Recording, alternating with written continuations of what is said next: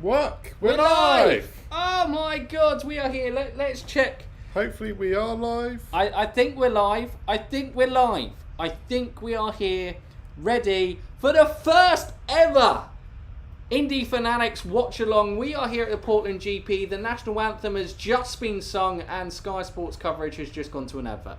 Nice. Because that's what we do around here. Because you know why? People wanted to say something. Is it live? Is it we live? are live. Thumbnails? Have we got the thumbnails? Make sure you watch that skippable ad. Because if you don't watch Skip It Out, hey, Whacked Man, welcome in chat. Welcome in chat. Don't forget to jump in chat and let us know as I think. Yep, there we go. Apologies if we have any teething issues. This is our first ever race watch along. Absolutely. We're sorry if there's a little bit of a delay also on what we say to what actually happens on your screen. I hope that's not too irritating in terms of that fact if you're watching. Yeah. Thing. There may be a slight delay. Could be quite enjoyable. Could be. Because they may see something big and then just wait for us to like, go. Wait for it. Wait for it. Can't sing about America in England. That's true. We can't. Why not? Sing. Can we? America? Have we got an American song that we can sing? Country Rose. Why do we go for that? Let's go, guys, everyone. Thank you for jumping in. So obviously you've got the watch along faces here, but we'll also have the screen. We'll have live timings up as we go along to clear up for anyone coming in. Obviously we're not going to have any race live footage on because that is naughty. So you can't do that. But we will have live timings because that is not naughty. Yes. So you'll see our faces as we react to it. It's kind of almost like an alternative commentary and go from there. Yeah, I'm very good. You good, Stephen? I'm good. Hope you're well, Nick. Glad to see you as well. Yeah, I should probably tweet this out. Do you want to stall as people go in? No, I don't want to stall. All right. Don't make Stephen me doesn't stall. want to stall. He doesn't want to stall. Don't make me stall. Yeah. Hope everyone is doing well this evening. Looking forward to Portland. A very narrow. Polls. You can go through the poll results. Maybe I should go through the poll results. You tweet. Okay. You calm down and you tweet. I tweet. I need to tweet the link. Oh God, I'm getting so scared. I'm flustered. What's going on? We're live. This is literally us when we're filming. By the way, if you think there's a professional scene, it's nothing.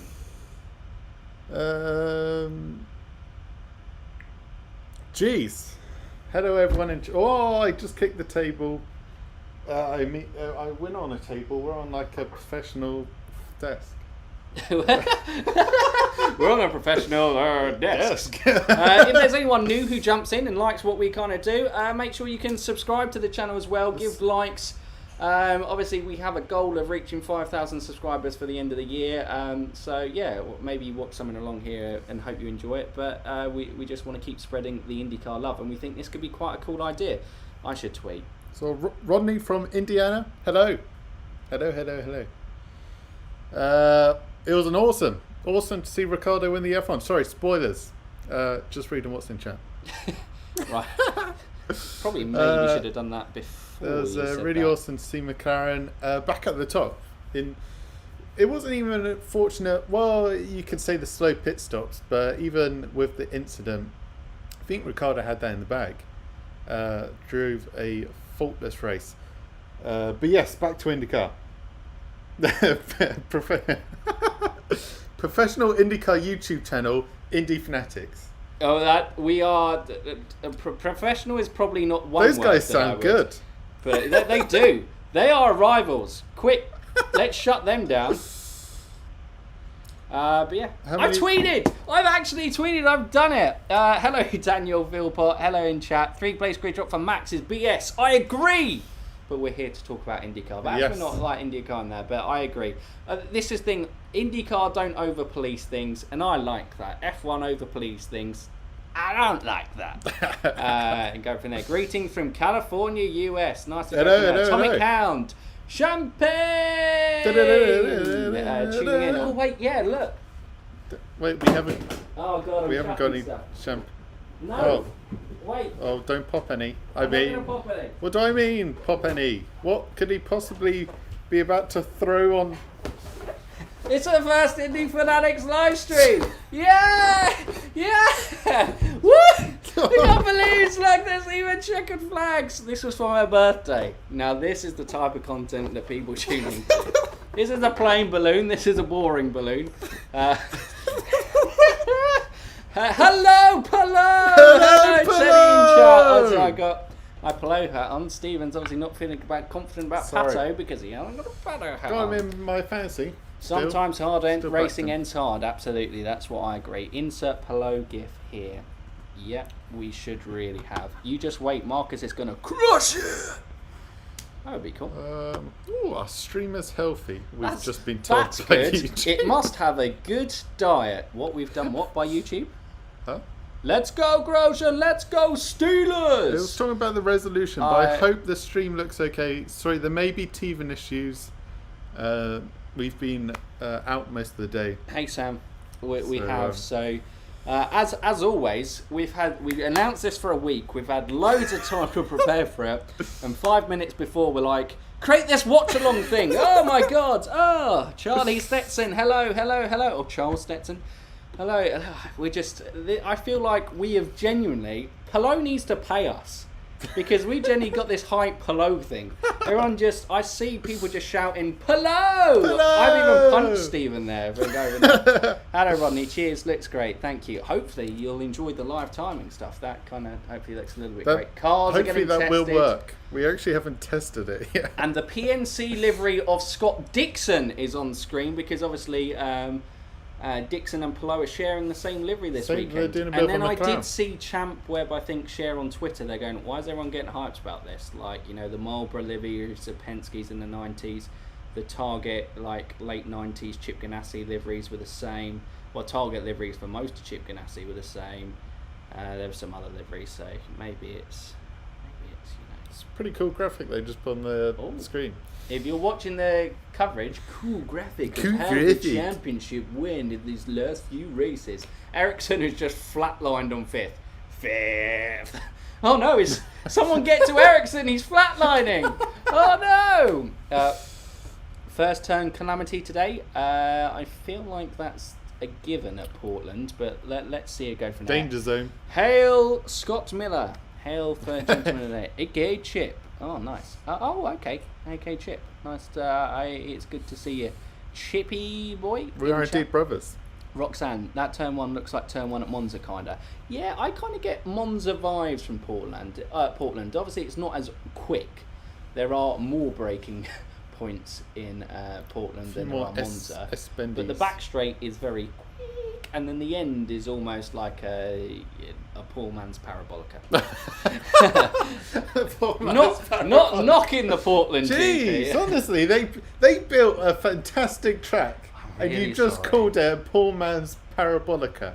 Do you guys have to be at work in the morning? No. September's quieter for me, and I think you're not at work. We're going to go and see our grandma tomorrow because that's just the nice grandsons. Yeah. We are brothers. Yeah, we are brothers. Look at, even in chat, people know we're brothers at this stage. Yeah.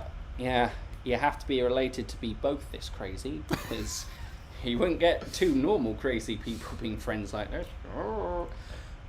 Max Chilton is obviously going to win. Absolutely, yes. Daniel Philpott. What a way. Reigate, hometown boy! Local. Hometown boy! Hometown hero. Hometown We've got a statue legend. of Max Chilton. We don't. No. Don't say stuff like that, because people will go, wow, okay, I want to see a statue, and then you have to tell them that you lied to them. Please check the resolution. You don't have to read stuff on the screen. Yeah, but this is what I do. I just read stuff. No, you read this. It's you read the chat. Yeah, well, that's true. In like foreign countries, I know in America a lot of people don't travel outside the USA because you've kind of got it all. You've got the kind of winters, you've got the grassland, you've got the desert. You've kind of got a mini world in your country. But do you go around and read signs like, le château, as I do in France? I don't know what that is. Le chandelier. Try to avoid offending the local population. So, no, I don't try to mock and read their signs. No, I try really hard when I go to somewhere like France to say the language. But when I say bonjour to them, they say hello. So that's just basically about as good as my French goes. From the word bonjour, they're like, nah, this guy's not gonna. I am not even It's not this guy. I say odds are even first corner wreck. Yes. Right, no. Poll before we jump in because it is going to go on there. So, funny enough, I was running polls. Atomic Hound is also spawned. The red Indy Fanatics top. Oh, Do superb. people want more Indy Fanatics merch? So basically you're going, Mike, can you create some more tops? Yeah, all right. So, okay. So, all right. No, that was the other poll. Okay, so you guys, I got 170 votes out here voting for who was going to take pole, and you guys voted for Colton Herter, who we predicted for pole. And apparently Colton Herter didn't get pole. We didn't even put him in the equation. He didn't even make the top 5. Alex Palou took pole. How good a pole position was that? Palou! He looks a man on the mission this weekend. And Pato, Newgarden, we went, oh, they've got the advantage this In weekend. qualifying. No Garden didn't make the fast 12. Pato didn't make the fast 6. Unbelievable. And for the race, early signs, 35% of you were saying Palou to win. 22% of you are saying Rossi, 18% Dixon, 14 Herter. So that's kind of like the top 4 guys there, I would say, generally as a rule. Yeah. Sorry, Felix. Felix could be an outside shot, but yeah, others haven't really come in. A lot of people were saying Dixon maybe foal, Grosjean, but no one said Palou, and I think he was a very unexpected pole position, I would say. Lucas asks, do I have hope for Pato to have a good race? Yeah. Well, that's inspiring. Yep.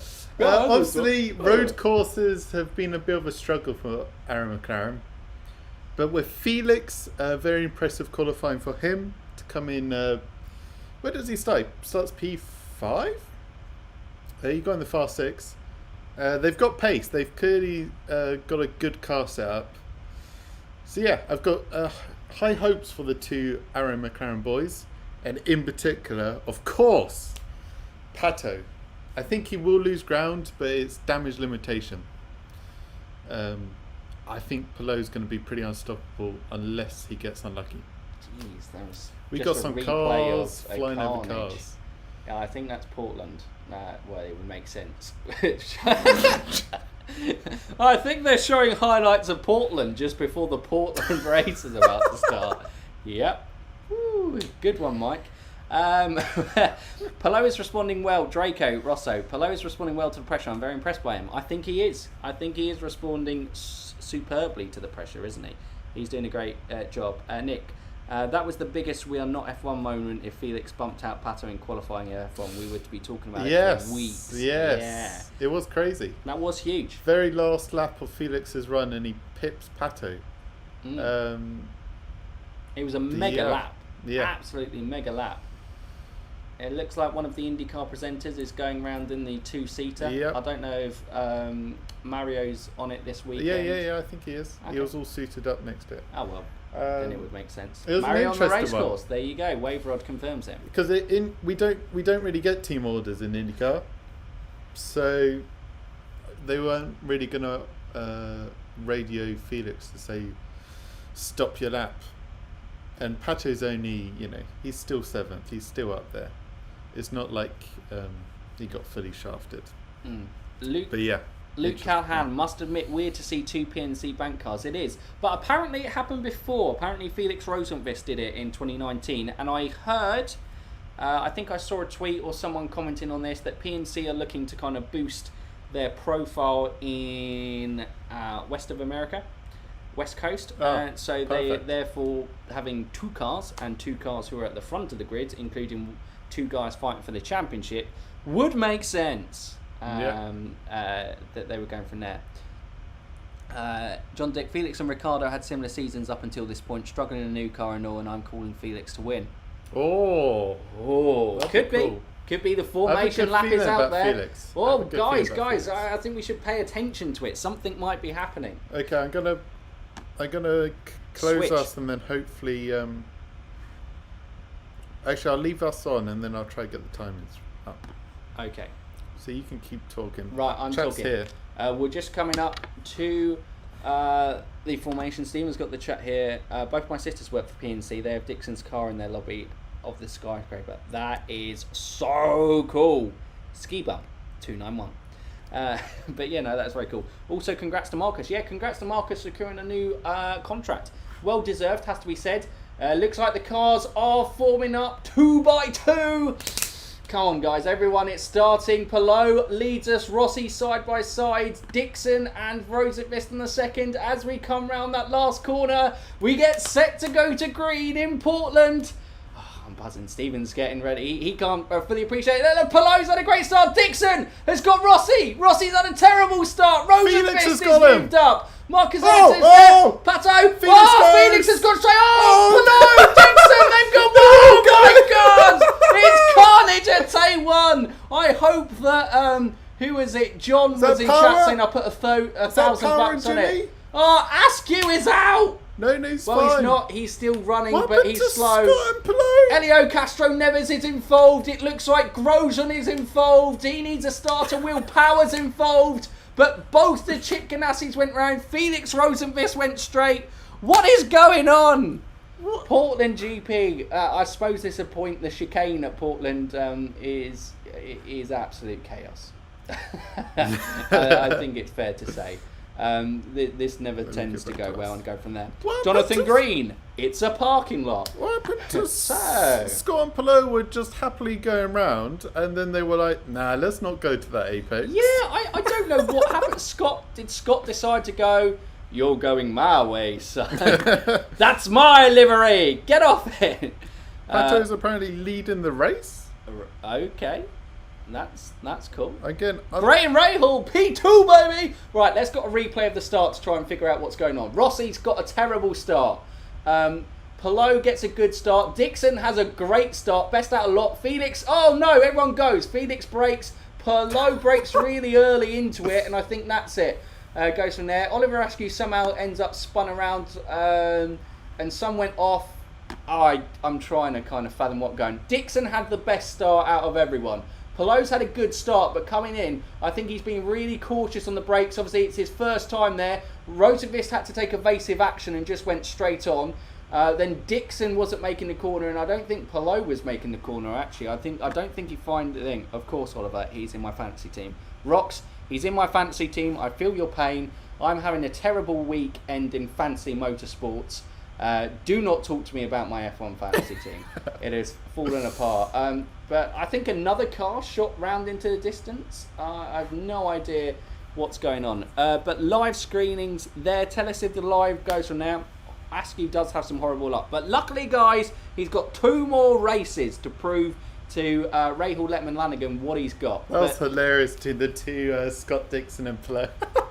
So Scott was on the inside. Wait. Yeah, Scott was on the inside. And locks up. So Palou then has to avoid, and that's why they both go straight on. And Felix took evasive action as he was just taking too much pace. Yeah. And looks like Elio Castro Neves, first time he's driven at the Portland GP in 20 years, and he stalled. And he's a lap down, or however long. Goes Pato leads. Looks like a typical Monza start. Absolutely, so how it's going to... Nick, who is in the lead? It's Pato. Pato's in the lead. Wait, no, we're getting changes again? No, it looks... Okay, Pato, Graham. I can have this screen for us. Okay, Felix, Dixon. Palou is down in 6th. So Pato is now great in the championship. Palou's not great in the championship. Did where did Joseph Newgarden? Did Joseph Newgarden look like he got caught up in the trouble because he's way down? Hopefully this. Joseph Newgarden is 22nd behind Jimmy Johnson, so his title fight, he's going to have a mega race to kind of get through here. Turn one thing, car's not involved in incident and registered timing lines. I don't know, they're trying to go through the rules of how they kind of classify the field ordering. If you're looking at it, that maybe go from there. Hi from Chicago. Hello. Bruce. Waverod, they've got to figure it all out though, absolutely. So we're going to have We're going to have a few laps under caution here, and we might get a race start. So McLaren got a 1-2 in F1. They're currently 1-3 in Portland. Wow, Teddy, thumbs down. Yep, for us Palou fans, that was not the start of the game. Nutty start this. It absolutely is. Sixth isn't a death sentence in Portland. Absolutely isn't. No, but from starting from pole and having a pretty good... Oh, James Hinchcliffe is in the pits. I'm not sure whether he was involved. His car looks like it's got... I mean, that pretty much sums up James Hinchcliffe's season. We got a free shot He's off just been that wheeled first off. corner. It looks like Herta spins Askew. Herta must have had a terrible start because he looked way down in the order. Askew must have had a hell of a start because he started P9 and he looked like he was sixth or something. Elio's car is on the toe, being pulled from there. Oh, look at that. I missed the start. Is Grosjean out? Now, Dan, I don't want to be the bearer of good news, but it doesn't look good for Grosjean. Maybe don't say anything at all. I think I very much just said that. Don't say anything at all. I literally just said the words. It doesn't look good for Grosjean. They haven't wheeled his car off. He's still in the pit. He's still in the race. But look at that, big boy Max Chilton in P12. Hometown hero! Hometown hero, boy, Max Chilton, boy, right gate, sorry, what? What? What? Don't know what that is, but that's what we're getting. Askew went sliding off on his own. Sorry, oh, no. Sorry, I apologise. That was mean of me to bring Herta into this. I should have expected better. Grosjean was getting wheeled off. Don't talk about it. Don't talk about it. New Gardamin 22nd isn't really any worse than 18th at the start. Oh yeah, fair enough. He was bad. He was third in morning warm-up and was always going to need some good strategy and a bit of luck. Absolutely. Also, greetings from Cybertron. Thank you, Waverod. Just through on my Indy Fanatics tee, so only be good on from here. Absolutely. And if you do have an Indy Fanatics t-shirt out there, or you're looking, obviously, I don't think in this description we have it, but usually in our videos we have a link. We can share a link to Teespring, our Teespring store in the picture. It's some people just go, you know what, I'm not going anywhere near that apex. There is too much carnage, I'm just going to cut it. I think that was the smart choice. Look, I love we've now got to just figure out the ordering. Now, at I2A and I2, if they crossed here and then crossed here, that's the order. Is it? And then safety car line 1 in the chicane where there was a whole load of chaos that went on. Who knows? So does that mean... Pato, wow. So does that mean everyone that cut it may actually get shifted back? So the likes of Scott Dixon, Plo, Felix... Hello, Chase Van Rossi. Nine. Hello, Chase. Hello, Daniel Travato. Grosjean now. No! They could just remove the chicane. That would be interesting. I mean, yeah, you could just have not a turn 1. You could just have straight. Straight line forever. What do you have for racing? I just run straight. Isn't that drag racing? Shut up! Right, yeah. If you've got an Indy Fanatics t-shirt, I'll get back to the point I was making about 5 minutes ago. Send us a picture on Instagram or Twitter. We'd love to see how many people actually have them. That'd be cool. And maybe we'll have some more, Design, Stephen Keepscott. At some point I'll go from there. Nick, let's go Graham Rahal! Graham, P2, yeah. You know who Graham Rahal's star pick was? This guy. Oh look, our 2 guys are there. Yeah, Graham and Felix. Roman Grosjean. They're fixing the car. Oh, no. They're fixing the car. And here we go. I think we're good. The safety car's waving. Warming tyres up. Lap 5, lap 6. Out of 110, we could be good to go to green. I think it's one more. Okay, it's one more lap. Or maybe I was getting 2 excited. more. Poor Imprez. I know. It was not a... I mean, Penske, actually, that was a thing from qualifying. What happened to Penske? None of them made it through into the Fast 12, although Scott McLaughlin is currently P11. Or did Scott McLaughlin make it through due to the Grosjean penalty? I can't remember. Because Grosjean got penalised for... No, Scott didn't make it. Cool. There you go.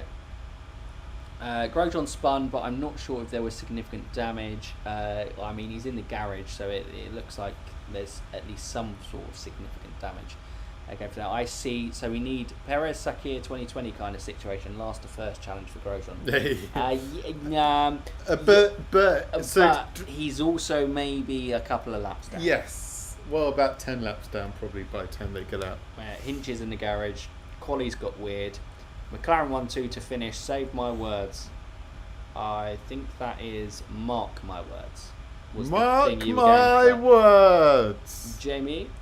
They used to remove the chicane at Baltimore on starts and restarts. Oh, really? Fair enough. Maybe an interesting one. I feel like Felix was thinking that.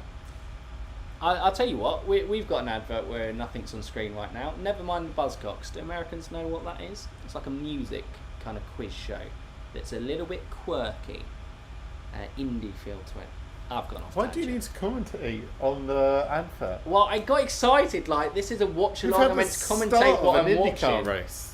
Yeah. Let's talk about Ed Jones in P5. Obviously, there's not much to talk about. It's kind of fluke your way up the order from that start, and maybe they all get shifted around. Discount Ed Jones in like P5. He's having a great year. Yeah. Also, justice for Ed Jones. Ed Jones pretty much feels like, as Vassar Sullivan looked to break away from the Dale Coyne partnership, that Ed Jones might not be racing for them anymore. Do you think that's a little harsh on the guy? I think he's had a pretty good first season back in the series. I think it's very decent for a small team like Dale Coyne. Maybe he hasn't had the highs that Roman Grosjean has brought to Dale Coyne, but he has been very solid. And he's had a lot of bad luck in a lot of races that he could have had great results in. But yeah. Maybe it's just he's been in the shadow of Roman Grosjean and that's affected him a bit too much. Maybe. With the sponsors or whatnot. But yeah, for Dale Coyne, I think Ed Jones is having a very, very good season. Yeah, he's certainly matched Grosjean. As much as we say Grosjean's rookie season was competitive, Ed Jones pretty much had a year out of racing in COVID, and he's done very well to go back. Hinchcliffe. Oh, James and Andretti, it's a curse. So he was going here, Grosjean's touched into Hinchcliffe, and it's so funny, isn't it? Sometimes, like, IndyCars are robust. Flying Ericsson, aka the Swedish space program. Bring out the Frenchman, come on. What? My front wing. Yeah, there you go. What happened? Oh, actually, that's quite a big impact. Yeah, the aerial view kind of makes it look like he's tapped him. Yeah. But on the ground view, Roman has fully sent into his front suspension. He's like, I can't stop! Sacre bleu! And all the other French stereotypes that we'll probably get in trouble for doing. The seas parted for Pato. # blessed. Yes. Blessed. Alex DeHart, as someone who bet money on Ricciardo to win Monza today, as well as for a Pato podium to finish ahead of Willpower, all I can say is I feel good right now. Still early for Portland GP though, absolutely. I think we might be coming to green, so I'm trying to keep up. Oh no, they are shifting the order now, so we're going to see the likes of Felix, Alex Palou and Dixon rotate to the back. Oh, are we? Or is Felix got a prop? I didn't see the team radio. Yeah, we don't have the volume up. But Graham Rahals too. Ed Jones is now... Yes, so they are cycling people back because Dixon's not there. Or maybe penalties were put in place as well. Well, no, because we had that technical diagram that it was people that crossed this line and this line are good, but this line not good. Does anyone else love NBC's drawings mid-race where suddenly they're trying to explain something and then someone has like a pad or something goes, here! And then the circle's moving off somewhere. Going, here's a real problem here. Live F1 Indy cars are robust if they are hit in certain areas. So the timings very fragile are just being updated now. Scott McLaughlin goes up to P6. Ed Jones P3. Let's see where Marcus Ericsson P4 are being pushed all the way back to. It looks like Plou's gone down. Whoa! Callum Ilott P11. So Plou's gone down to 16th. Scott Dixon is 17th, and Felix is 18th. Rossi 19th. Ilott P11. I think you said that. Harvey, P10. Yeah. Home country boy, hometown boy, P7. Hometown boy, P7. So big mix up there. And now, Alex Palou being P6 didn't look too bad. Alex Palou now being in P16, thanks to his teammate stopping him from making the corner. Not looking good at all there. I wouldn't be surprised if the restart gets a little nuts. I would not be surprised if the restart has a load of people lunging for it, and then we have probably another 10 laps under caution. Yeah. 110 laps meant to be here at Portland tonight. All I can say to Pato is defend the inside. Don't do a Palou. Yeah, no, I knew Jones was in DTM, but yeah, like you said, obviously COVID and sponsorship made it difficult for him. Telestrata mishaps have been a thing since Telestratas were first used. See, I said Max Chilton was going to win. You did, Daniel. You did. So he only had Daytona 24 in January. Oh yeah, he did, didn't he? Is he linked with Ferrari? We bunching up yet? Okay, we've got another replay of the start, so we've at least got another lap on. Sean Lamont, imagine the dream day for McLaren if they could have 2-1-2s after ones. It would be incredible. Teddy, Felix is going to have to work. Teddy, the diehard Palou fan, is got very... I can hear your sad Palou noises from here, Teddy.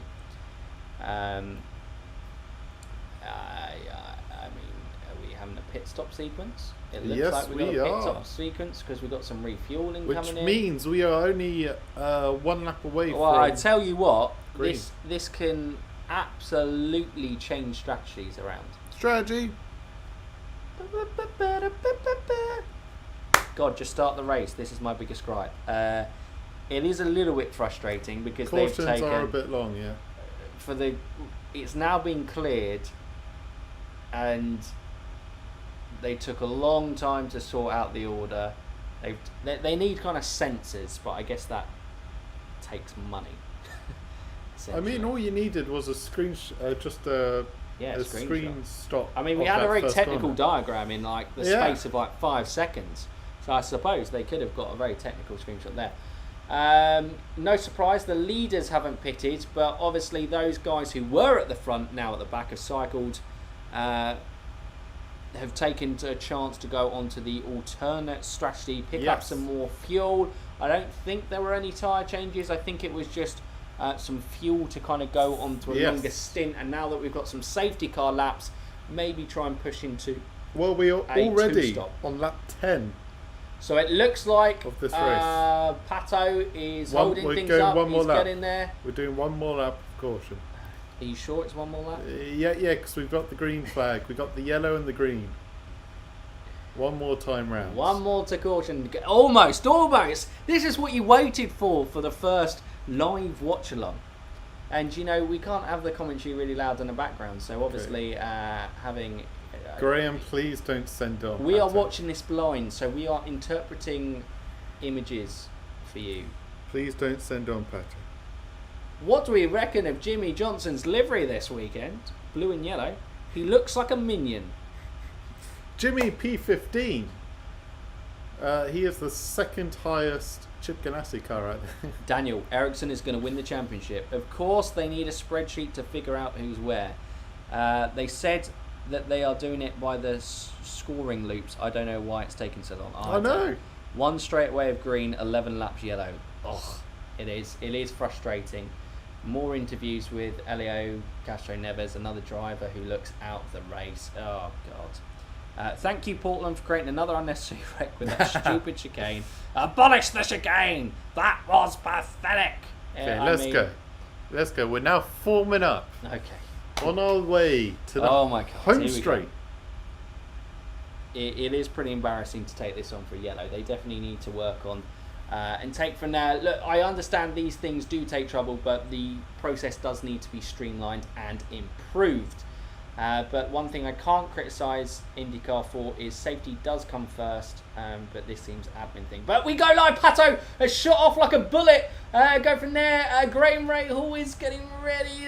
Looks like Ericsson's on the back of Jones, but Pato has gone away like a bullet. Yeah. He's had a mega restart. It looks clean. Now can we make it through the chicane? I mean, Pato had such a mega start, he wasn't even in camera shot. He's made it. He's made it. It looks clean. People It looks clean. making Look, it. someone's made a move. Someone's made a move there. I think that was Takuma Sato.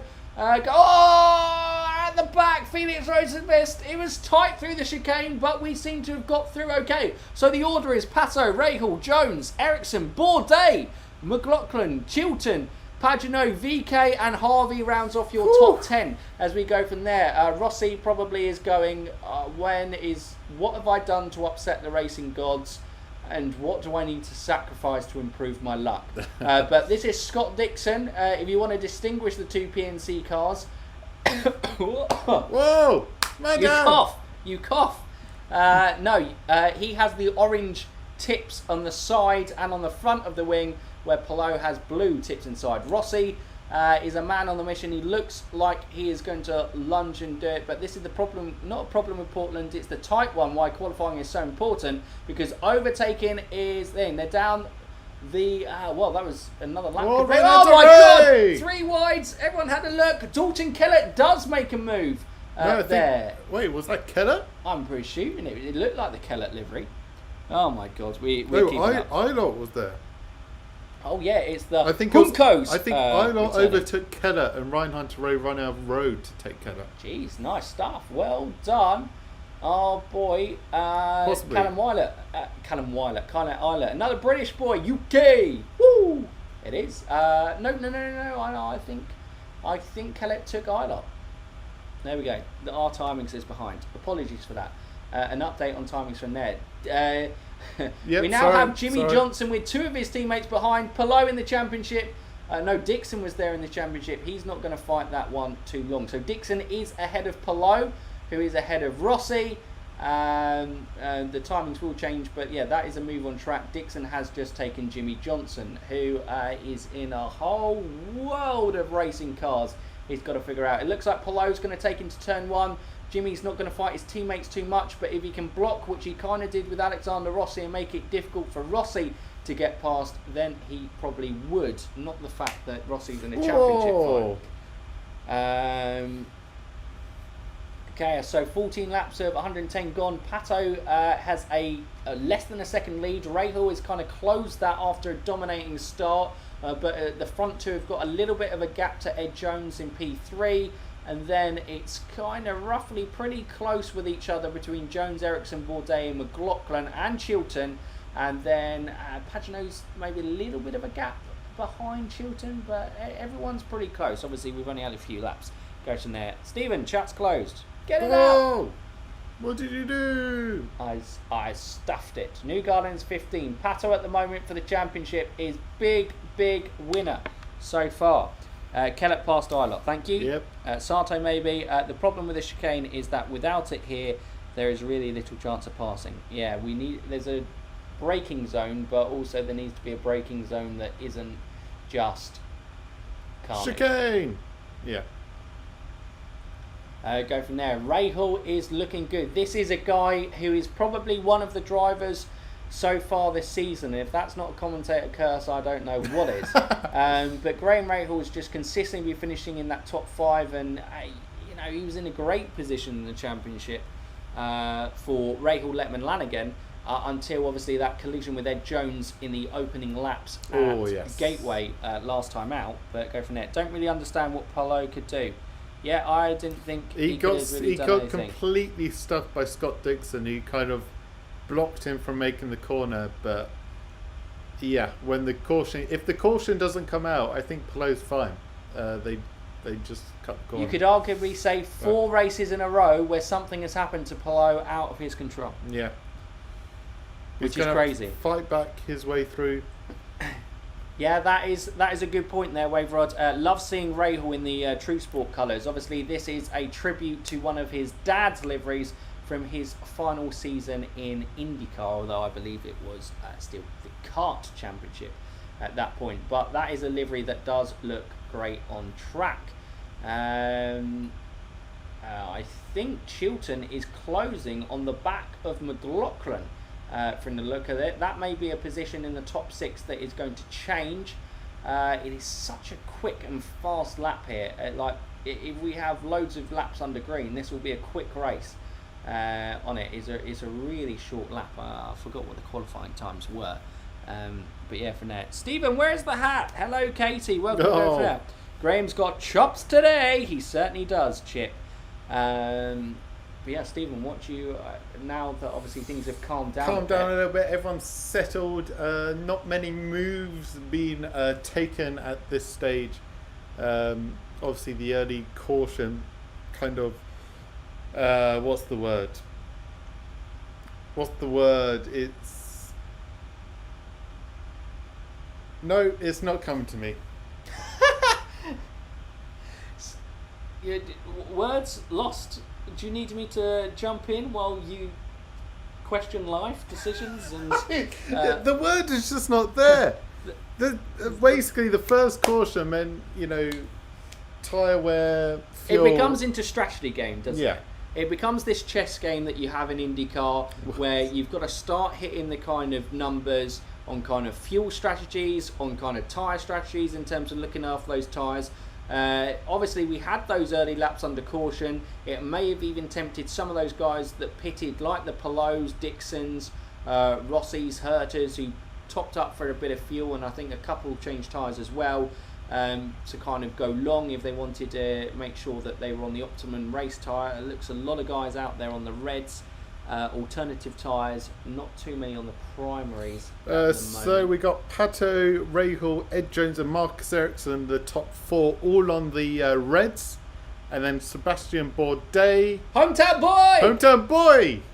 Max Childers just popped off on the screen. Ericsson and, not Ericsson, Bourdais and McLaughlin are both on the blacks. Hometown boy Max is on the reds. To round out the top 10, Simon Pagenaud, Fike are on the blacks. And Harvey is on the reds.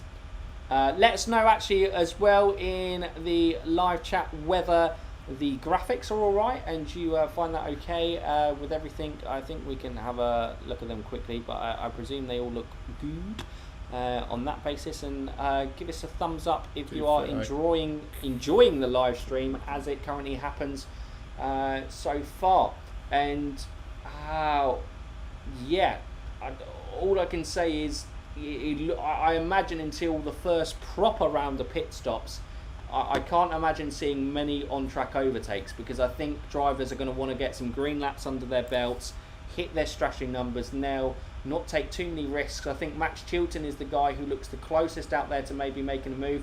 Jack Harvey actually is closing on the back of Rinus VK and Ryan Hunter-Reay on Takuma Sato. They may be the type of battles on track that are going to develop over the next few laps. I've remembered my word. The word is back! Caution nullified the first stint because it meant the reds could go a bit longer. Everyone's got the same amount of fuel that they can take. But obviously, the blacks normally run longer, but if you have a long caution at the beginning, the reds can go that little bit longer as well. So there's not really a big tyre advantage or war in the first stint if you have that long first caution.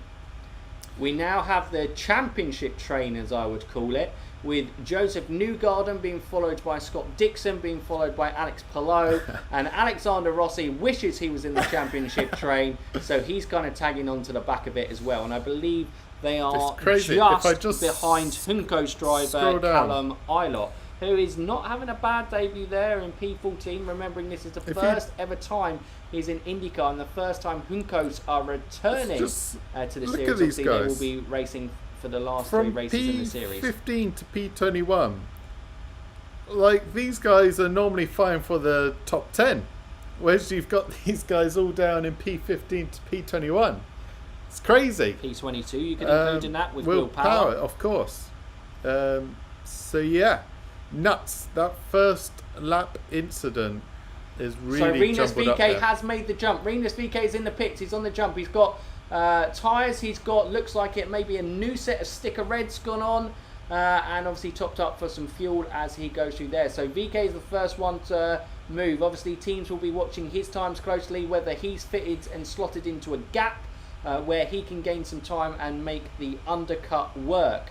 Undercuts and overcuts are obviously going to be a key part of the race strategy here, and making sure you pit at the right time and get in the right window to make up positions on track, because it is so hard to overtake on track during this, and I imagine a lot of the on-track overtakes will be coming later on in the race, although I imagine there will be some moves still throughout the race, but I imagine the risks will come later on as it goes on. Obviously, drivers initially inherit positions as they go up. Simon Pagenaud looks like he's just jumped into the pits as well. So that is the guys you tend to expect in strategy from kind of 6th downwards. They're the ones who will jump onto the alternate strategy, start to kind of pit first, and obviously start to take some risks to make the undercut work and try and make some positions in the pit stops, where the guys out front, the Pato Awards, the Rahals, and obviously Ed Jones and Ericsson, they're going to try and run on. Is the undercut versus the overcut? My initial thought would think the overcut is quite strong here, but obviously if you're in the pack, you're not getting the advantage of the clean air, like the likes of Pato would staying out, or Ed Jones has got some clean air there, staying out and doing the overcut. Because the problem is, if you pit early and you come out in traffic, you can't make the impact you want to make on the fresh new tyres. You'll get bogged down and the undercut becomes quite weak. So yeah, it'll be an interesting one. Overcut first, undercut.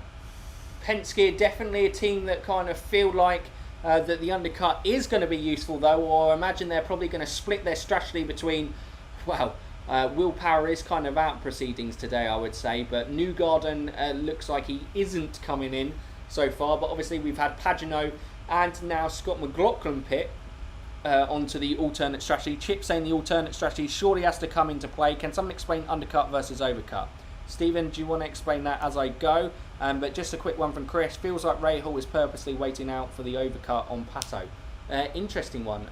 You certainly, I think, out front, when you're out front like those two are, you tend to do the opposite to what the other one's going to do, don't you? Yes. Okay. Undercut first, overcut.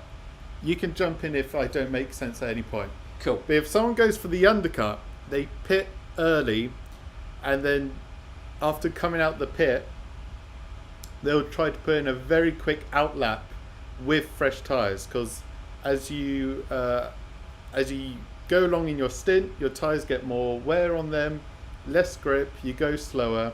So if you come in before they drop off and then put in a blistering out lap, you can undercut people in front of you who go that bit longer on their first stint, tyres drop off a little bit, and their in laps are slower than your out lap. So you undercut them. The overcut is when you stay out longer than someone in front of you. They'll pit, you stay out longer in clean air, and then your in lap is quicker than their out lap. Just for you Roman Grosjean fans out there, yes, everything you said's right, but it looks like Roman Grosjean is out on track because Ryan Hunter-Reay just came out the pits, and Grosjean was looking to kind of get past him on track, but obviously Grosjean is 15 laps down. Yes. But in IndyCar, everyone scores points, so just completing the race is still good for the championship. Stephen, carry on.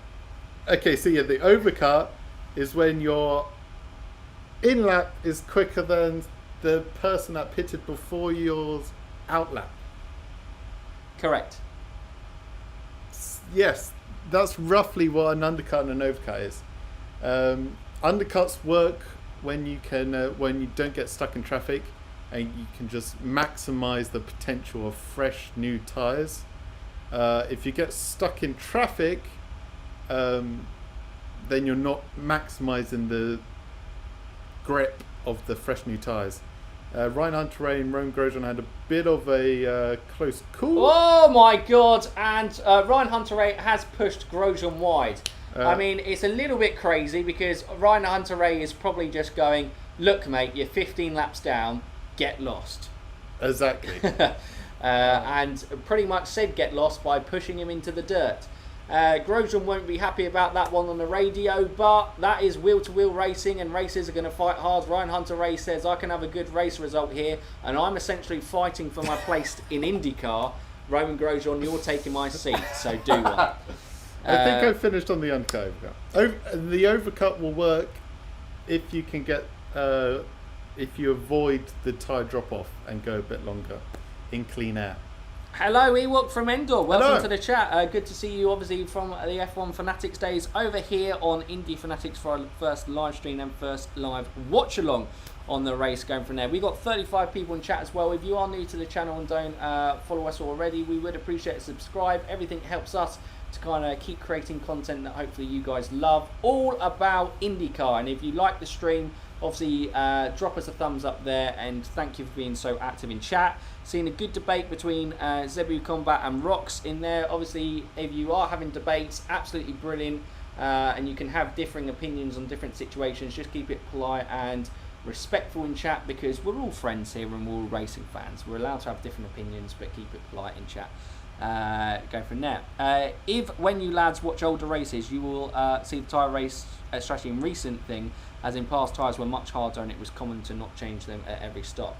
Yeah, I can imagine so, because that was the same in F1 very much. I think tyre strategy has become a very modern motorsport thing, because with extra pace, extra downforce on these cars, I think it sometimes came a little bit more difficult to, they didn't want to just rely on track action, so they needed something like tyre strategy to help add an extra little bit of spice to the race, and you know, yeah, making the race more complex. And by making the race more complex, more scenarios are possible, allows more drivers opportunities to compete, allowing some situations like in a Iowa type situation where Pagenaud can go from last on the grid to winning the race. Yes. Do you want to give a rundown of the timing screens as it currently stands? Whew.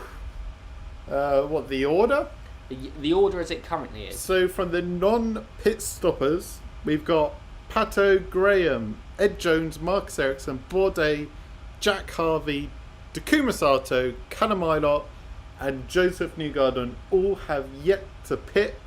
And then we had the guys that pitted under caution. We got Scott Dixon, Pelot, Rossi, Connor Daly, Herta, Felix, and Powers had a lot of pit stops, but he had problems at the start.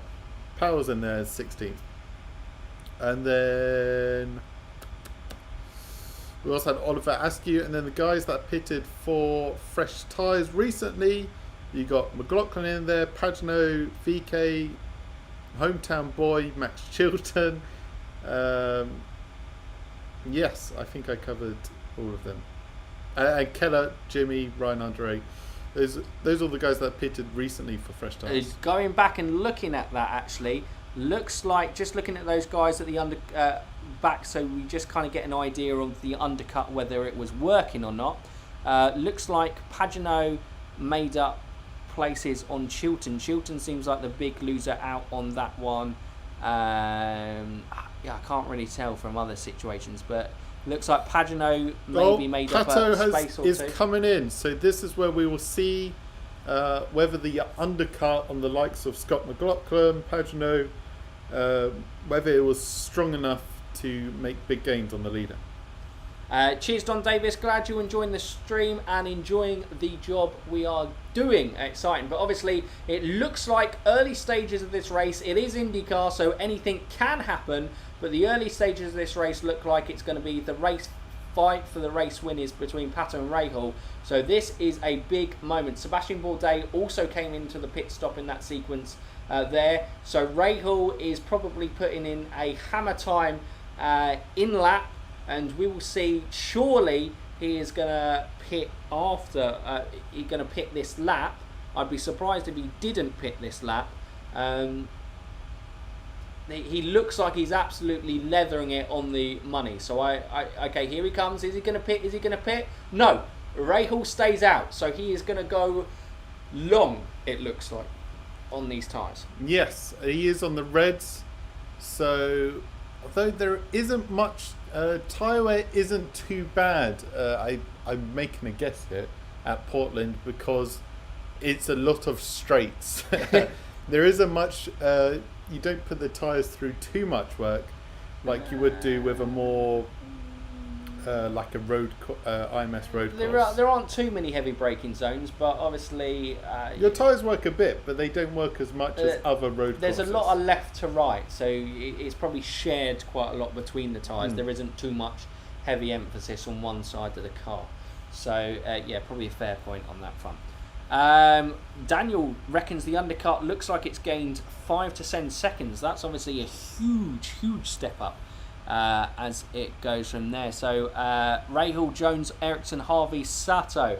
Now we may be seeing that the staying out strategy might not work, because Watchalong and Jack Harvey's strategy, bless them, they've tried everything, but whatever they seem to do seems to be the wrong one. As we can see with that 5 to how many seconds do you say? We can see that 5 to 7 seconds. Scott McLaughlin is only 2.3 seconds off Pato Award at the moment. Wow, yeah, big step forward. The undercut is strong there. Obviously, though, the only problem with doing the undercut is your tyres are a lot more older. They're going to be a few more laps older than the guys going in a bit longer. Did you say longer enough there? I think so. Probably one too many times, but I think I had in my fantasy Palou, Rossi, Rahal and Askew. So that first lap incident really stuck me, because 3 out of the 4 were affected. Graham goes again. And I did practice there. Make. Come on, Pato! But yeah, Chip, thank you obviously before for that translation of tyre and tyre, because we would have been lost without it. No, appreciate that. Going for that.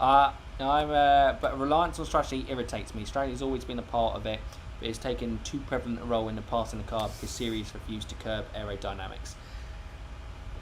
Yes. Yeah, I think that's an interesting debate, Scott. I think that certainly is maybe too much of a debate to have during mid-race, but I think that's a good point. I think with the aero is a big Definitely thing with the in aero F1, screen. I would agree.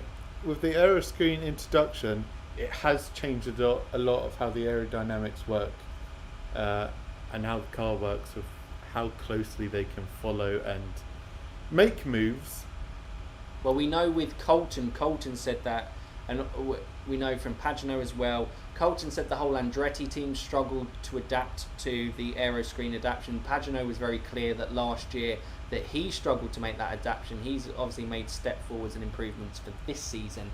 Scott McLaughlin looking very close. So although it's massively improved the safety, which is great for the sport, there's like a working out period, which hopefully in the coming years they can figure out the best way forward.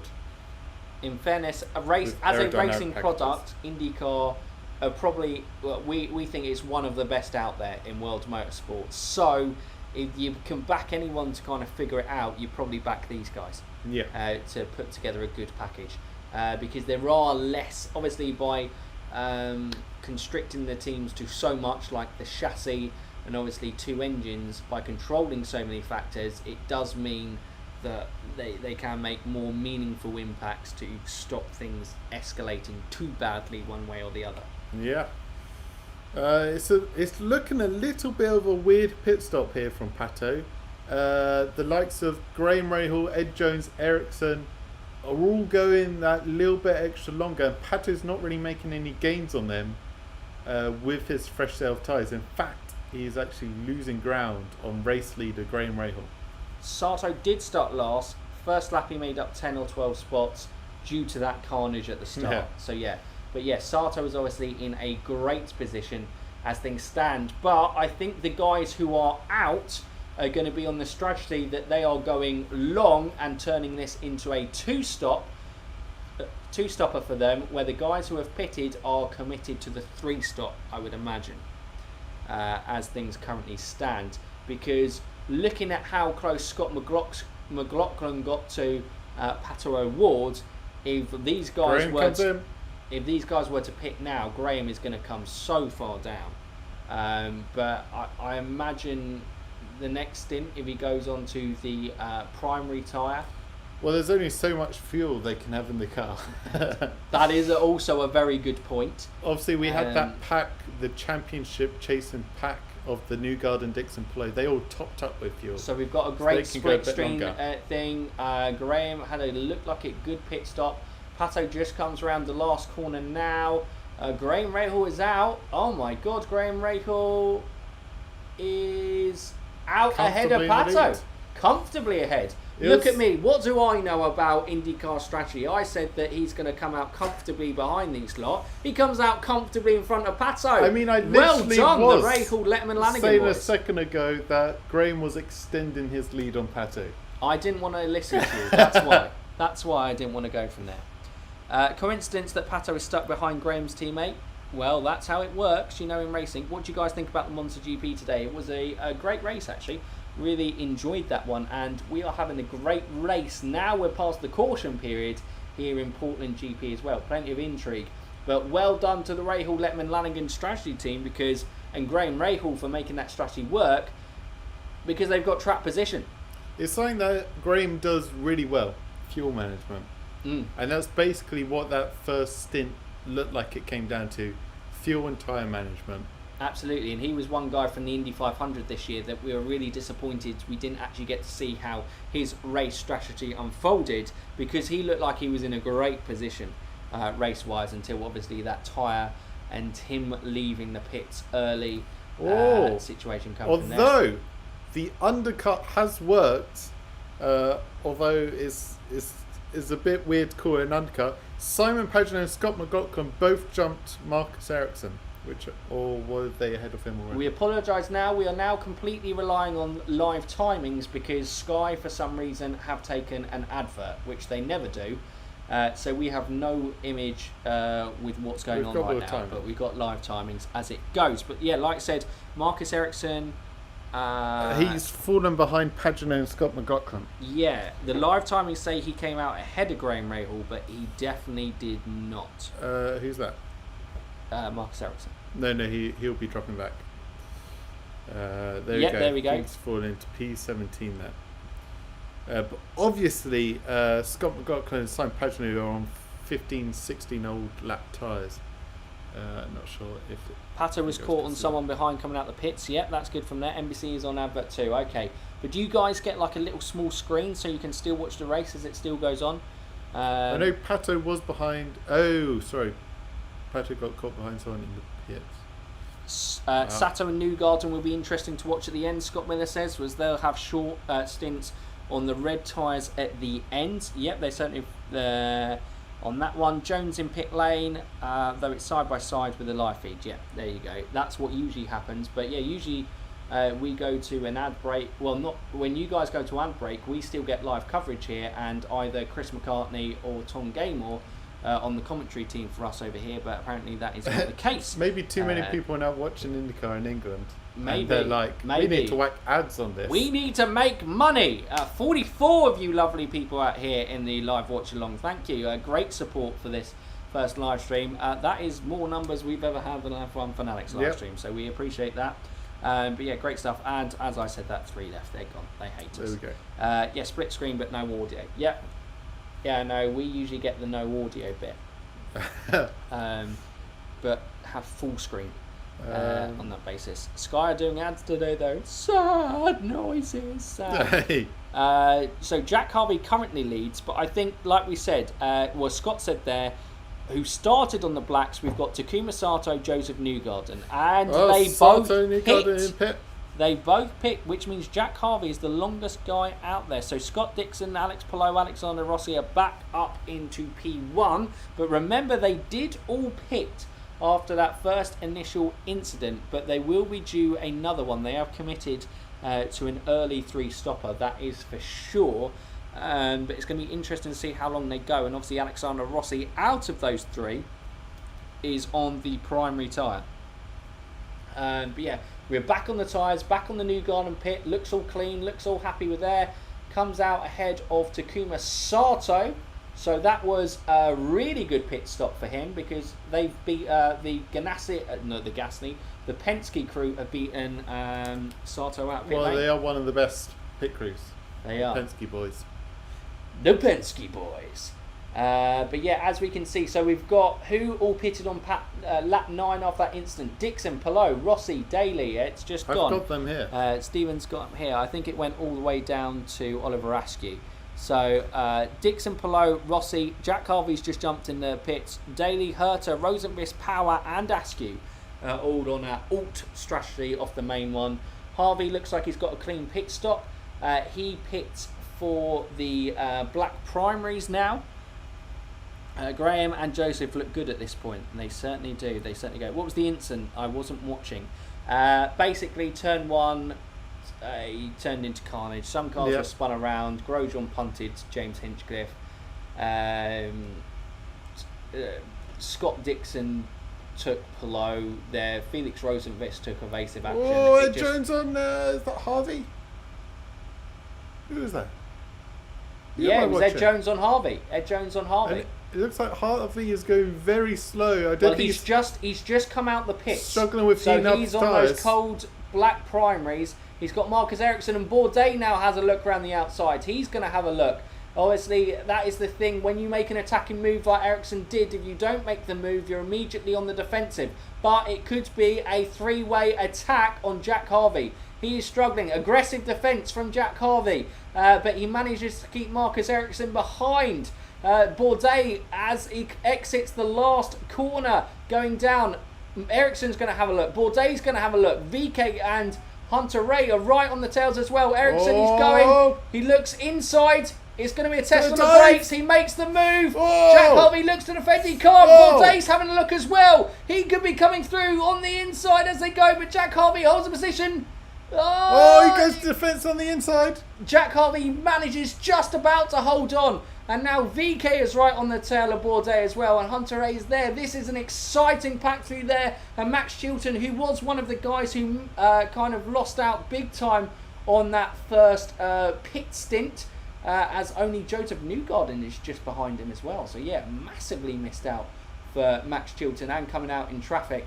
But yeah, we're going to see as Jack Harvey's tyres warm up, Bourdais may have missed his chance. No, timing screens have just shown that Bourdais has gone through on Harvey. We haven't seen that move on screen, but yes, can confirm that Bourdais has gone through on Jack Harvey. Ryan Hunter-Reay is getting closer. He's on the main straight. He's going to eye up. He's in the slipstream of Rinus VK.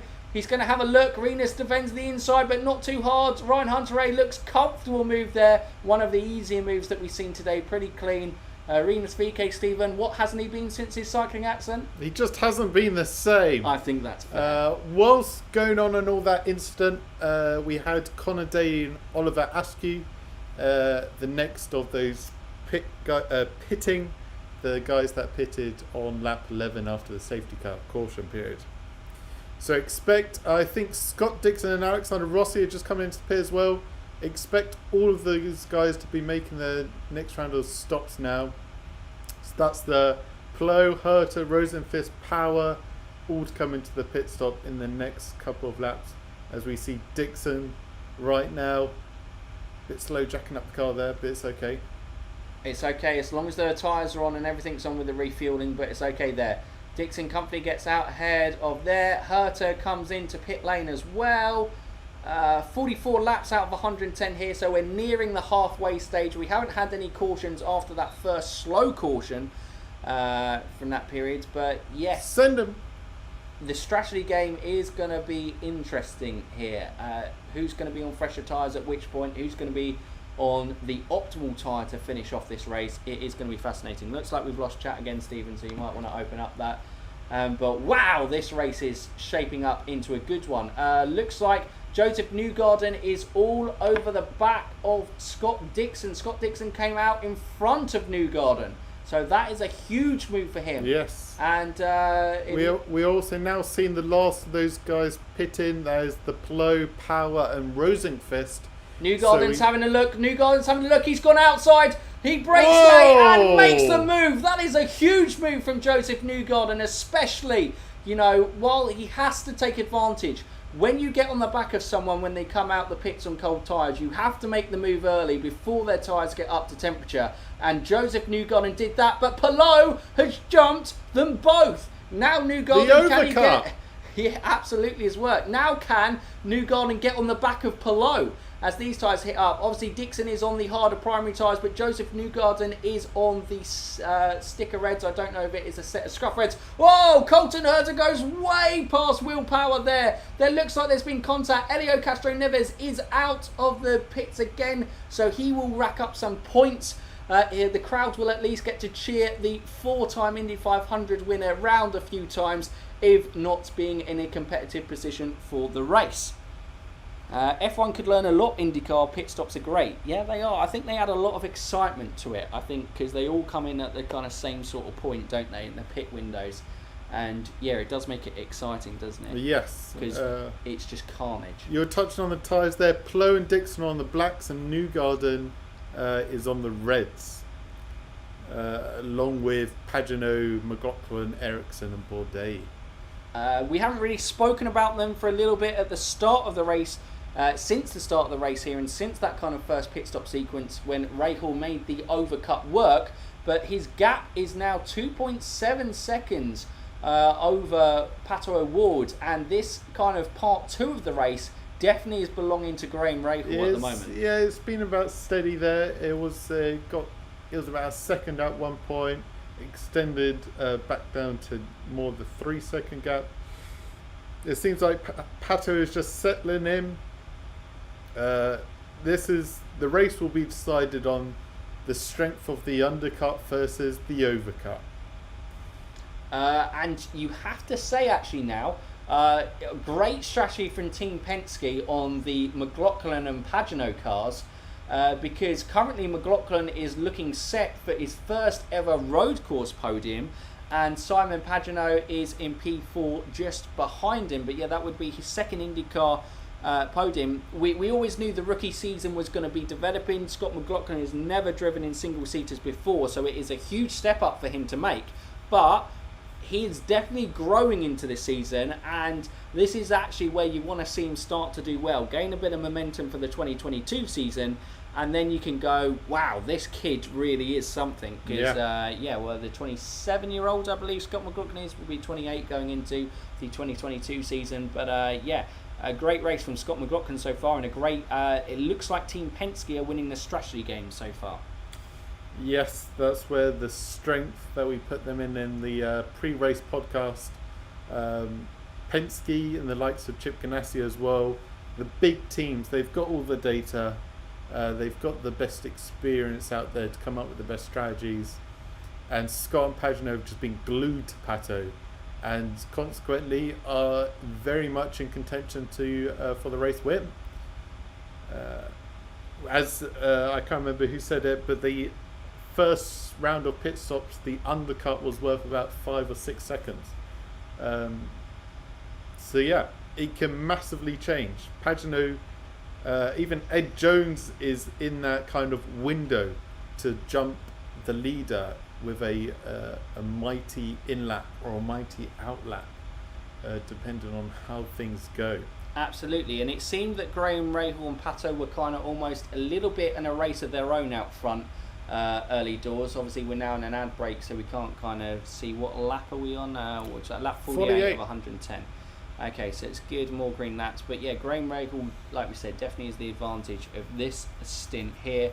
And also Chip says Graham looks dialed in. He's got 190 seconds of push to pass remaining as well. That is mad.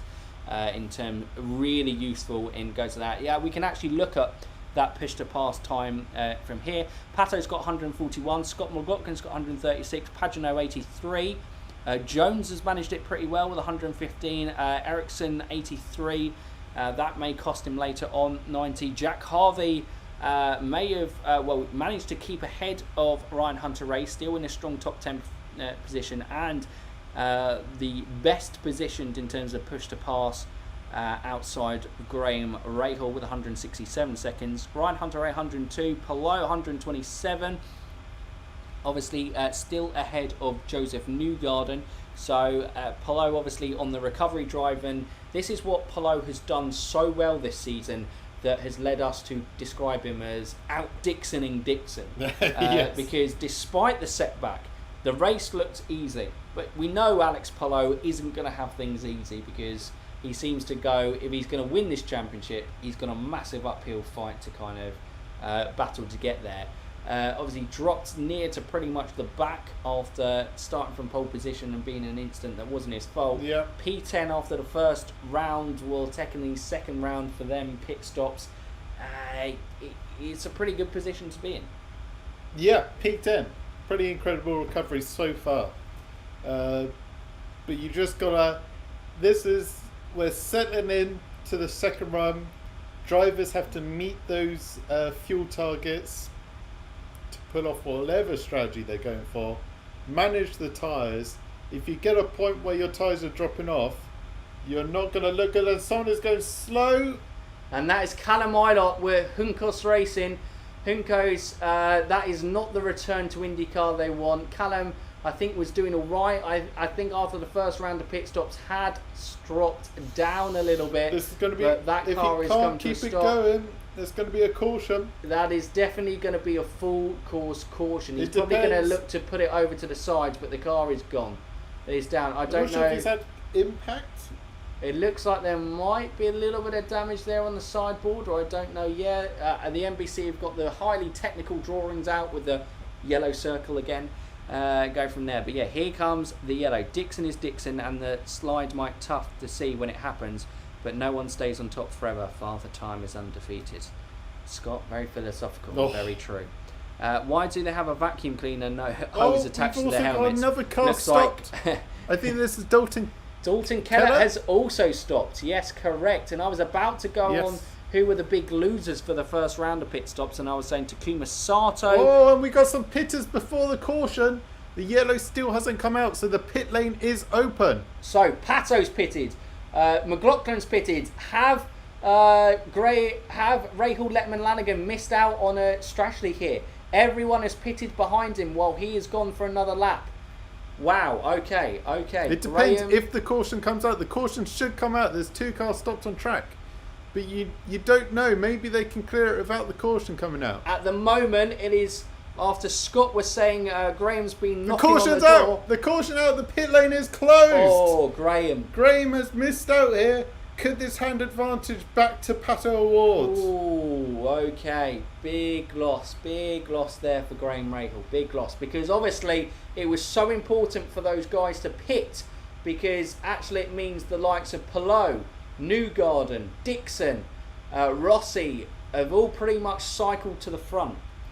Graham Rahal looks a man, if you could see behind the visor, who was a little bit pissed.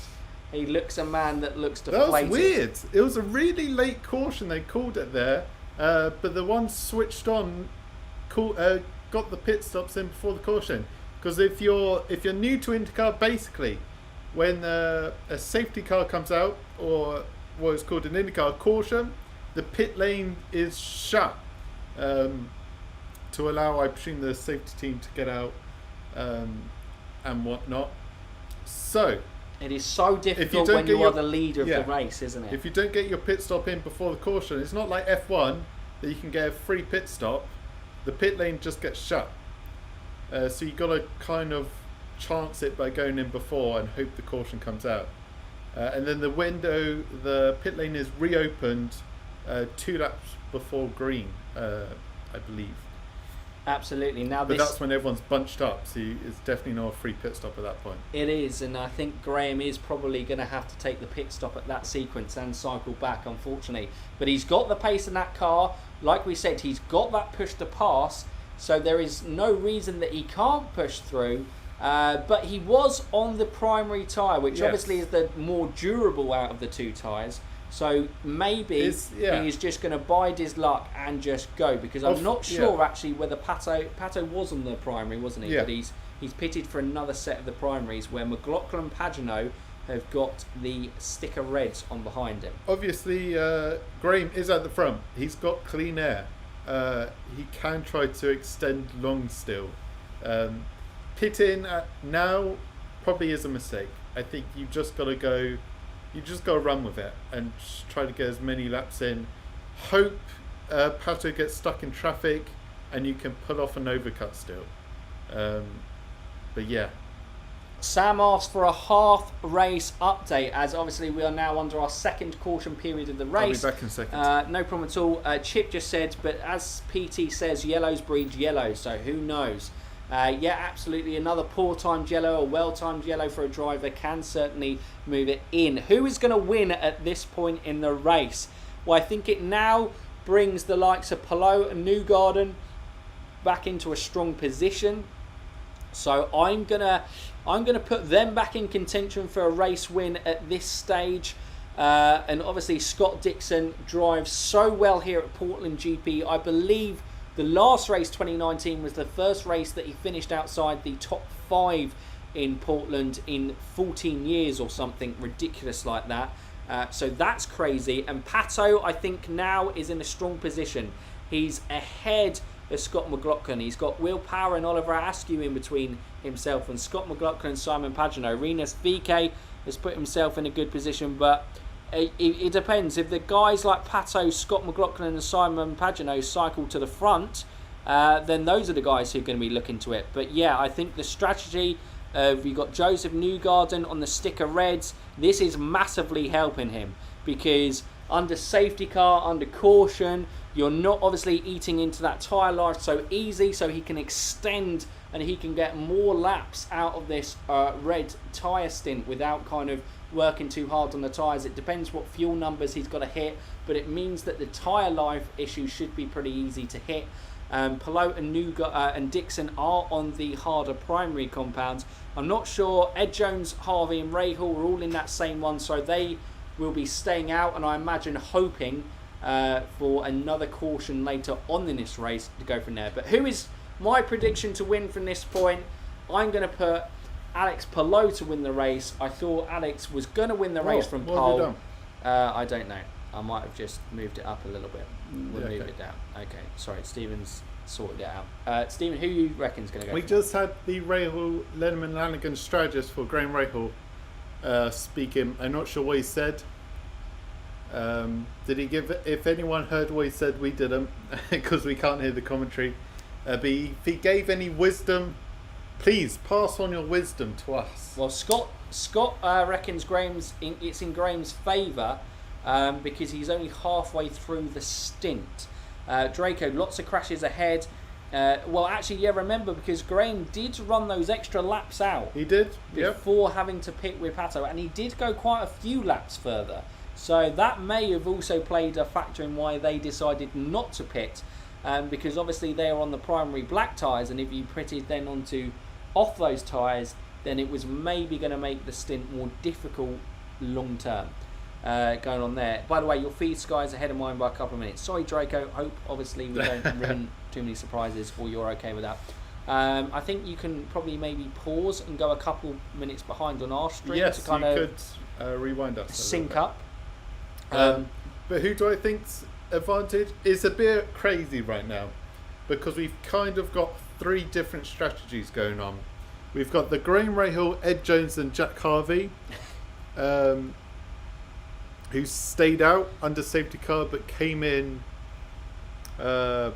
before the likes of Pelot, Newgarden, Scott Dixon, Rossi, Sato, Felix Rosenfist, Herta, Connor Daly.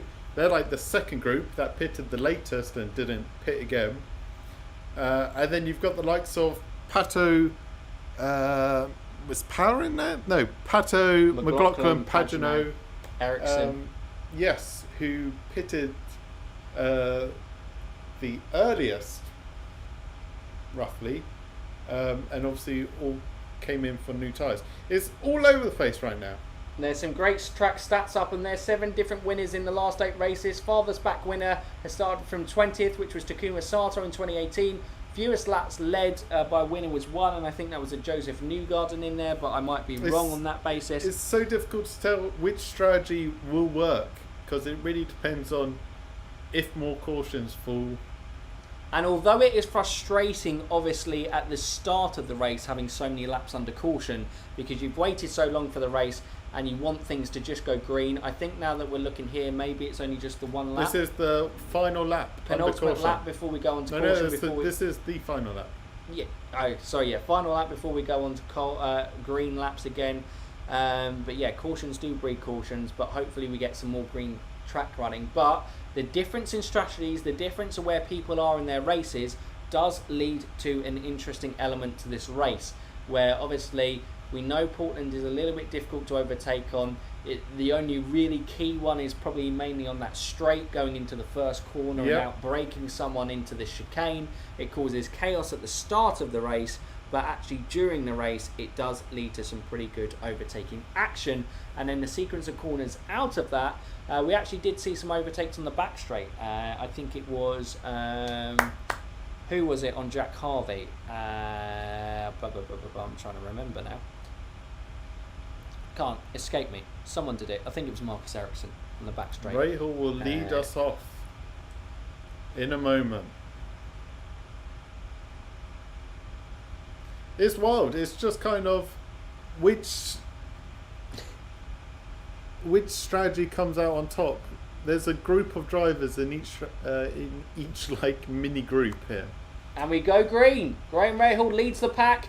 Palou is all over the back of Jack Harvey. He'll be looking to make the move. Joseph Newgarden has Scott Dixon. He's going to have to defend hard into lap 1. It looks like that's the main move. And also behind Rossi is Alexander Rossi. He's got nothing to lose. He's the wild card. Championship contenders have to be cautioned. Contact Rossi, Newgarden. Doesn't look like it's damaging, but it puts Newgarden on the defensive. Dixon had to check up, which puts Takuma Sato right on the back of Dixon. Rossi is the big gainer out of that restart. Alex Palou wasn't able to make a move on Jack Harvey. The front 3 remain in the same order. Felix Rosenqvist is on the back of Herta still, but that remains the same. Herta is on the back of Takuma Sato, I should say. Getting very, very bunched up there. Pato with Daly, with Rosenqvist, with Herta. It's kind of like a 4-car sandwich there between the Pato and Herta young gun sandwich with a teammate Rosenqvist and a US Air Force Daly in there. I don't know what kind of sandwich this is, what it tastes like, but that's the sandwich that you got right now out there. Wow. I think Power has just taken Pato. I think I just saw that in the timesheets. Not a good restart here from Pato, and I think he's just about to get taken by Scott McLaughlin. Scott McLaughlin does do it, and Team Penske, like we said, they look like they were the kings of strategy so far, and it's gone well. Although Joseph Newgarden was a big loser out, maybe not a big loser out on the restart. He was able to hold Dixon back, but Rossi was a big winner, made up obviously 2 spots on Dixon and Newgarden. That looks like a man determined to get his first podium and maybe even first race win of this NTT IndyCar season. Yes, it looks like Aaron McLaren are on the blacks, and Penske went in for the reds with Scott McLaughlin and Will Power, both in those race tyres. Getting a bit more racy than Pato at the restart.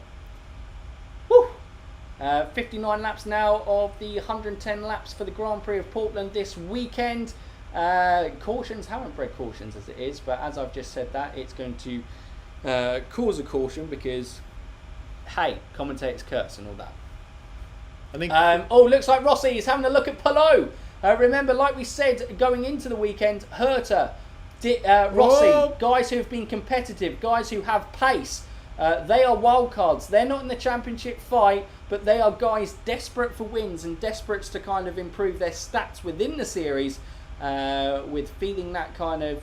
I mean, they're race car drivers. They want to win races. They want to have that feeling again.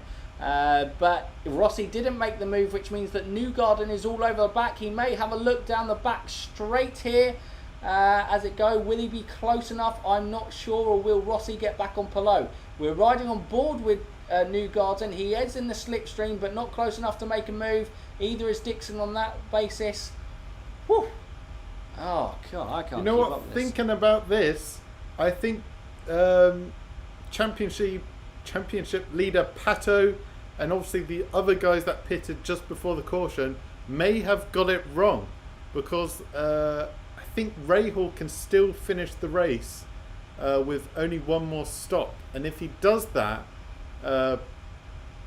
Pato and the rest of them, Pato, Scott McLaughlin, and who else was up there? Pagano, I don't think they're going to be in contention anymore if the rest of this race runs green, of course. As the things currently stand, there are movements in the championship. Alex Palou would retake the championship lead, with Pato Ward now 6 points behind, as he must have just lost another position on track, as he was only 5 points behind a minute ago. So Pato is really struggling out there.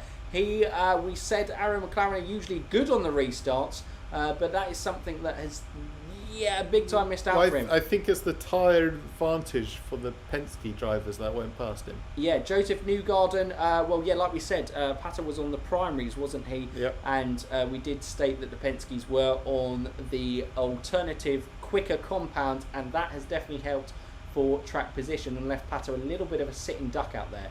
He is struggling to get temperature or at least find the relevant pace that he needs on those primary tyres. Joseph Newgarden was 18 points out as things currently stand, and Scott Dixon 40, so it still makes Scott Dixon's task with 2 races to go very difficult, but it does keep Newgarden in that fight after obviously that first lap incident and a poor qualifying from Newgarden.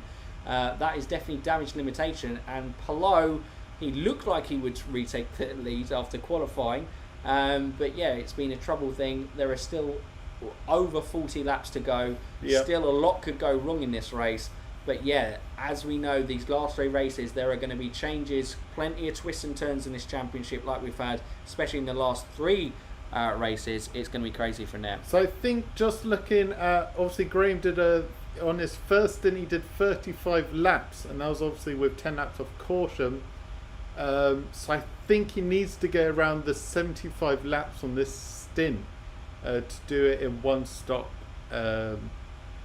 Pure fuel management, but I think it's possible for Graham to do it all in one stop, especially if he gets another caution that comes his way in that final stint. There's going to be pure fuel management for Graham, whereas Pato is going to be on full send it mode.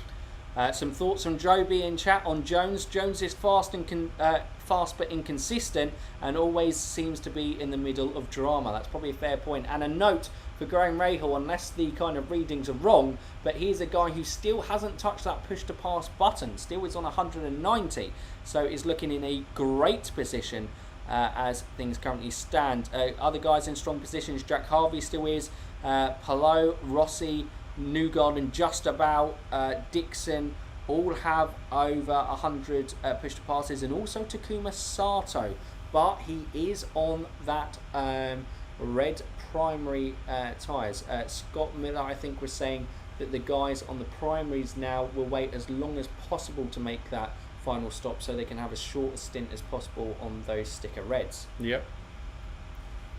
Obviously, the likes of I keep bringing it up. He is championship leader and he is a focus point. It's not just because he's my favourite driver, but Pato Award, obviously on those blacks, pitting under caution, he can go the longest in theory on this stint than anyone else. Sean Lamont gets a point for you. Pato was on the wrong fuel map also at the start, so that also hindered him. Issues there, and maybe that's why he did a shorter stint than Graham Rahal by quite a few laps, 5 or 6 laps. I think Graham went extra.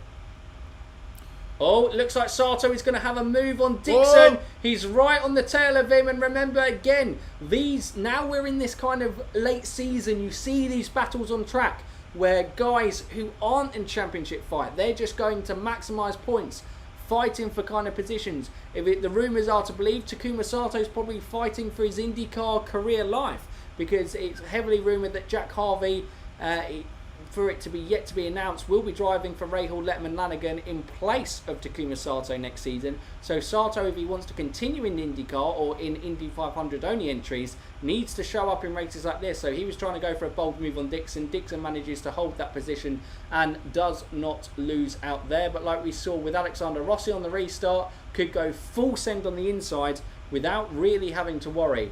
All those early stages, looking at a kind of McLaren 1-2 in Pato and Felix Rosenfest. Those dreams, I think we're going to have some very weird things happen in this race to make that sort of they're on reality, completely different strategies right now. And Pagano now makes it past Pato Awards. Pagano also being another of the Penskes on those reds. I believe Pagano was already passed. I'm not sure if that's Pato actually getting some temperature and in a better window for those primaries. We look like we've got a restart of the start that led to the first caution and all the chaos that kind of why are we seeing this fell from now? there. Yeah, no, it was Oliver Askew. He did absolutely lose it on himself from that. Sato, legend. Brian Herter was definitely someone who outperformed his team. Absolutely. Scott Miller, Penske tends to have the best strategy of anyone not named Brian Herter. And Brian wins with no big teams too. Absolutely. Brian Herter is one of those guys that you go, had a lot of talent, and Colton Herter has inherited that and then some with how he is. Colton Herter definitely is going to be a championship contender with years to come. Jones is doing well to hang on to Graham Rahal, hasn't let him kind of go away, but that may just be because Graham Rahal is obviously hitting fuel numbers and obviously not going flat out in this stint. Like Scott says, you want to look to extend this, guys. The guys who are on the primary harder compound are going to look to extend this stint for as long as possible so that they can finish the race on the quicker reds for not too long, where they will drop off and be sitting ducks for those guys who will finish the race on the primaries, like the Newgardens, the Sartos, Daly's, Powers, McLaughlin's, Paginos. Yes, indeed, he will. Like, he has to go to at least 75, and then at that point, it's just how long he can save fuel for. Because I think because of the laps under caution, the tyre wear should be absolutely okay, especially as he doesn't look to be doing too many flat laps out there, Graham Rahal. It will just literally be hitting fuel numbers. But like we said earlier in this stream, Graham Rahal is a man who is pretty good at hitting the numbers. As we said in the podcast, or I said last week, he is a guy who has a name of someone famous within IndyCar, 3-time series champion and Indy 500 winner in 1986, Bobby Rahal. Graham is definitely a guy in the series who has talent to back that up. We won't name other names. He's not really Bobby Rahal Jr. in that respect. He would be the 10th winner of the season. He would. That would be crazy. 10 different winners in, what would that be, 14 races? Yeah. Because we're in a 16 race season because Toronto didn't get replaced, did it? So that's mad. That's mad. Only Palou, Newgarden and Pato have won twice. Crazy. Crazy indeed. Crazy. And Ericsson. Sorry. Of course, yes. How can I forget? Air Ericsson. Airtime. It sounds like Rahal is coasting a small bit. Absolutely at the moment. Which is good. Looks like Callum Ilot's car has got fixed, which is good. Isn't this Hinch's? No, that's Ilot. Oh no. That is Juncos Racing. Sorry. Juncos Hollinger Racing, I should say. I keep saying Juncos because obviously that's what they were before, but they have partnered with Hollinger, so obviously we have to give that sponsor the airtime because they won't affect us at all, but it's probably nice to give them a race name. But it's good for Callum to get out because obviously disappointing for him that he can't get any major points positions, but these last 3 races and for Juncos was all about getting race data, stepping back into IndyCar, getting ready for the 2022 season, coming back full time. Yeah. Looks like Rossi is still stuck behind Palou. The next last pit sequence is going to be key, I think. It's going to be really interesting to see, and a caution at any point could really spice things up. If the last round of pit stops start, and also some guys have already pitted out there. Yeah. That's where the Graham Rahals, the Joneses, the Harveys could really lose out going forward. But I suppose, if this top 3 start, seeing as that Harvey Jones have stuck with Rahal, realistically, that could be your podium you're looking at. Those front 3? Yeah. Yeah. Which would be incredible for Ed Jones, because all the talk has been about his Dale Coyne teammate, Roman Grosjean this season, his rookie season, but podium for Jones would be huge. And if he is racing for his IndyCar career, that's a big statement. Indeed it is. For the United Arab Emirates driver.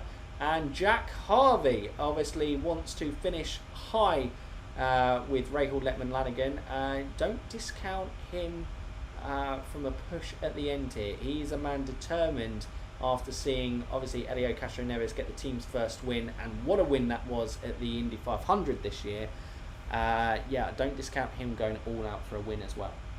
Yes, I think the overcut versus the undercut battle in those last stage of the pits, Rahul Jones will be probably one of the first of the pit stoppers, and then you've got Harvey, Plo, Rossi, Dixon, Herter and Rosenqvist who will go the longest, and then further back you then got McLaughlin, Pagenaud, Pato will then go even longer than them.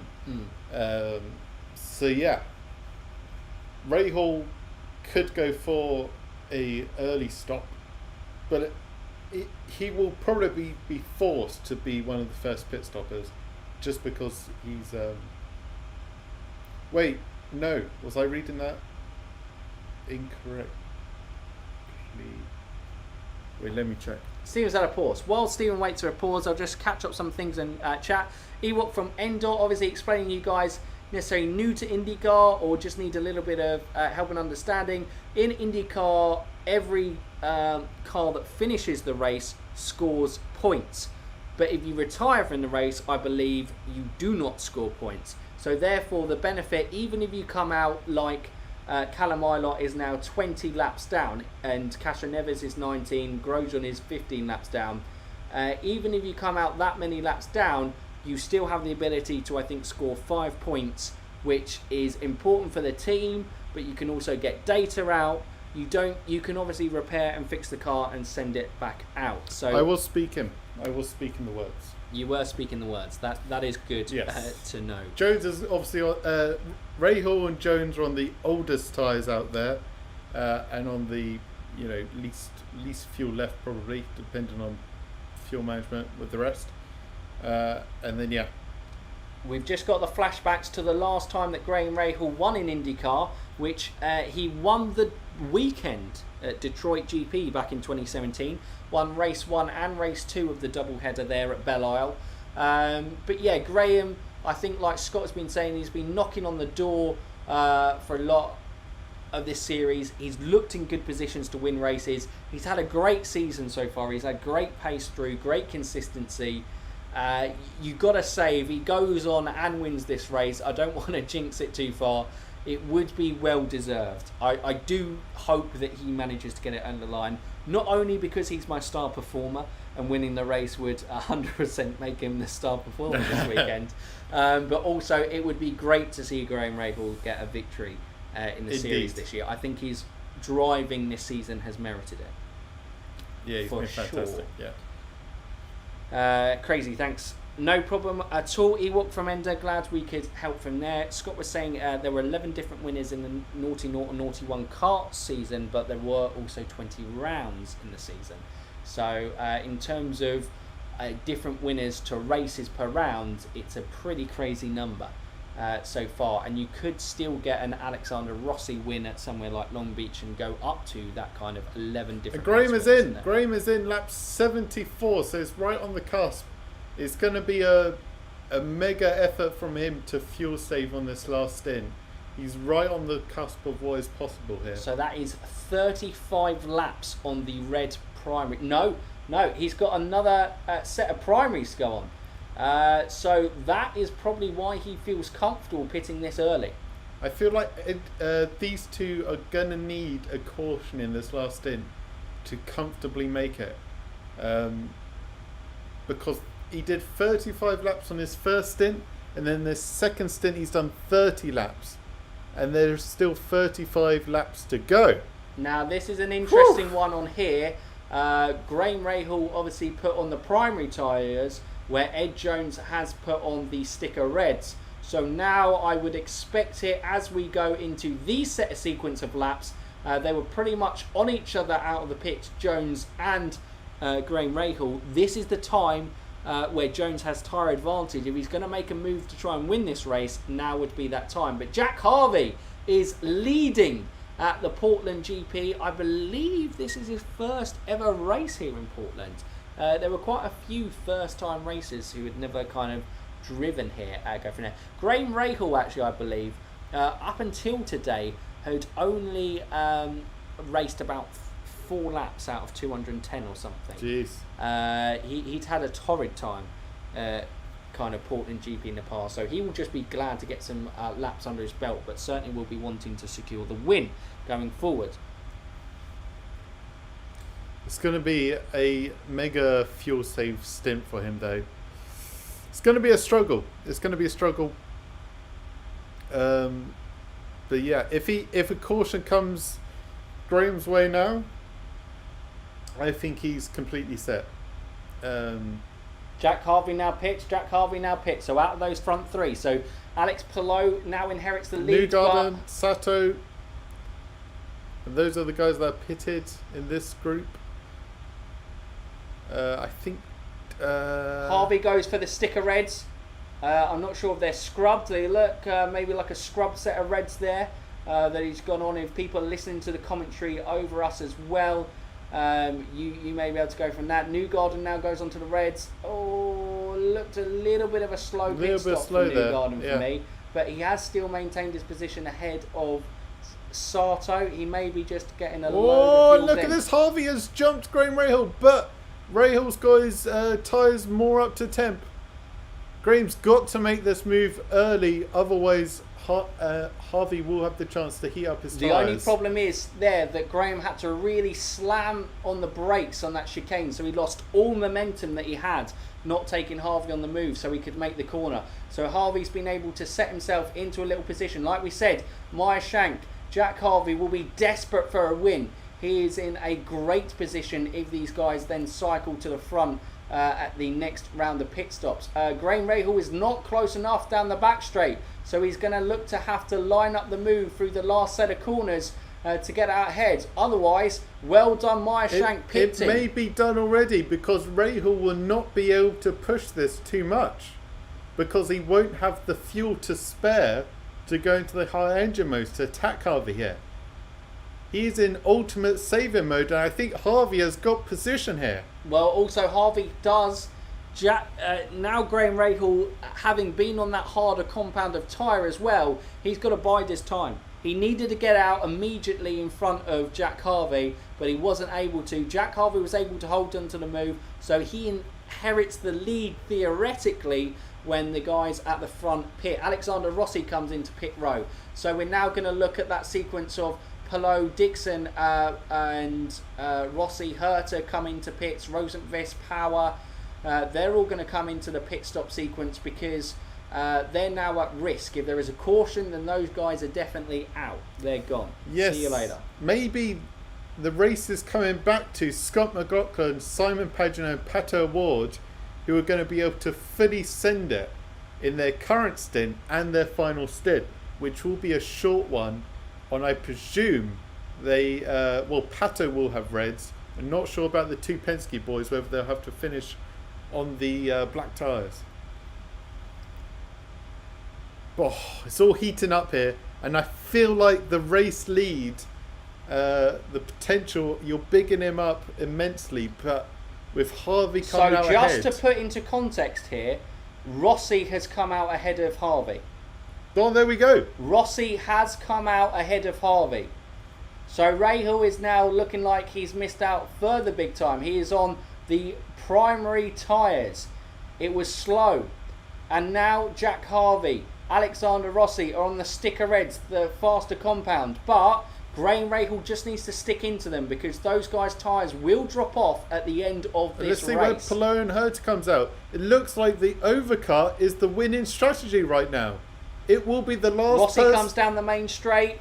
Palou is miles out ahead of them. It looks like the overcut, the last person to pit here, will likely be the one in the lead. Joseph Newgarden also takes Graham Rahal. Graham Rahal is dropping, as I would famously say, like a lead balloon. He is dropping down the proceedings. I think this race will now be fought between Pato Ward, Simon Pageant and Scott McLaughlin. I think the overcut is going to be king. Dixon had a little moment entering the pits, but no drama there. Although the commentary does sound like it's drama. Rosenqvist Power, so the last set of those guys. Let's see where these come out. If these guys come out ahead of Palou, it'll be unbelievable.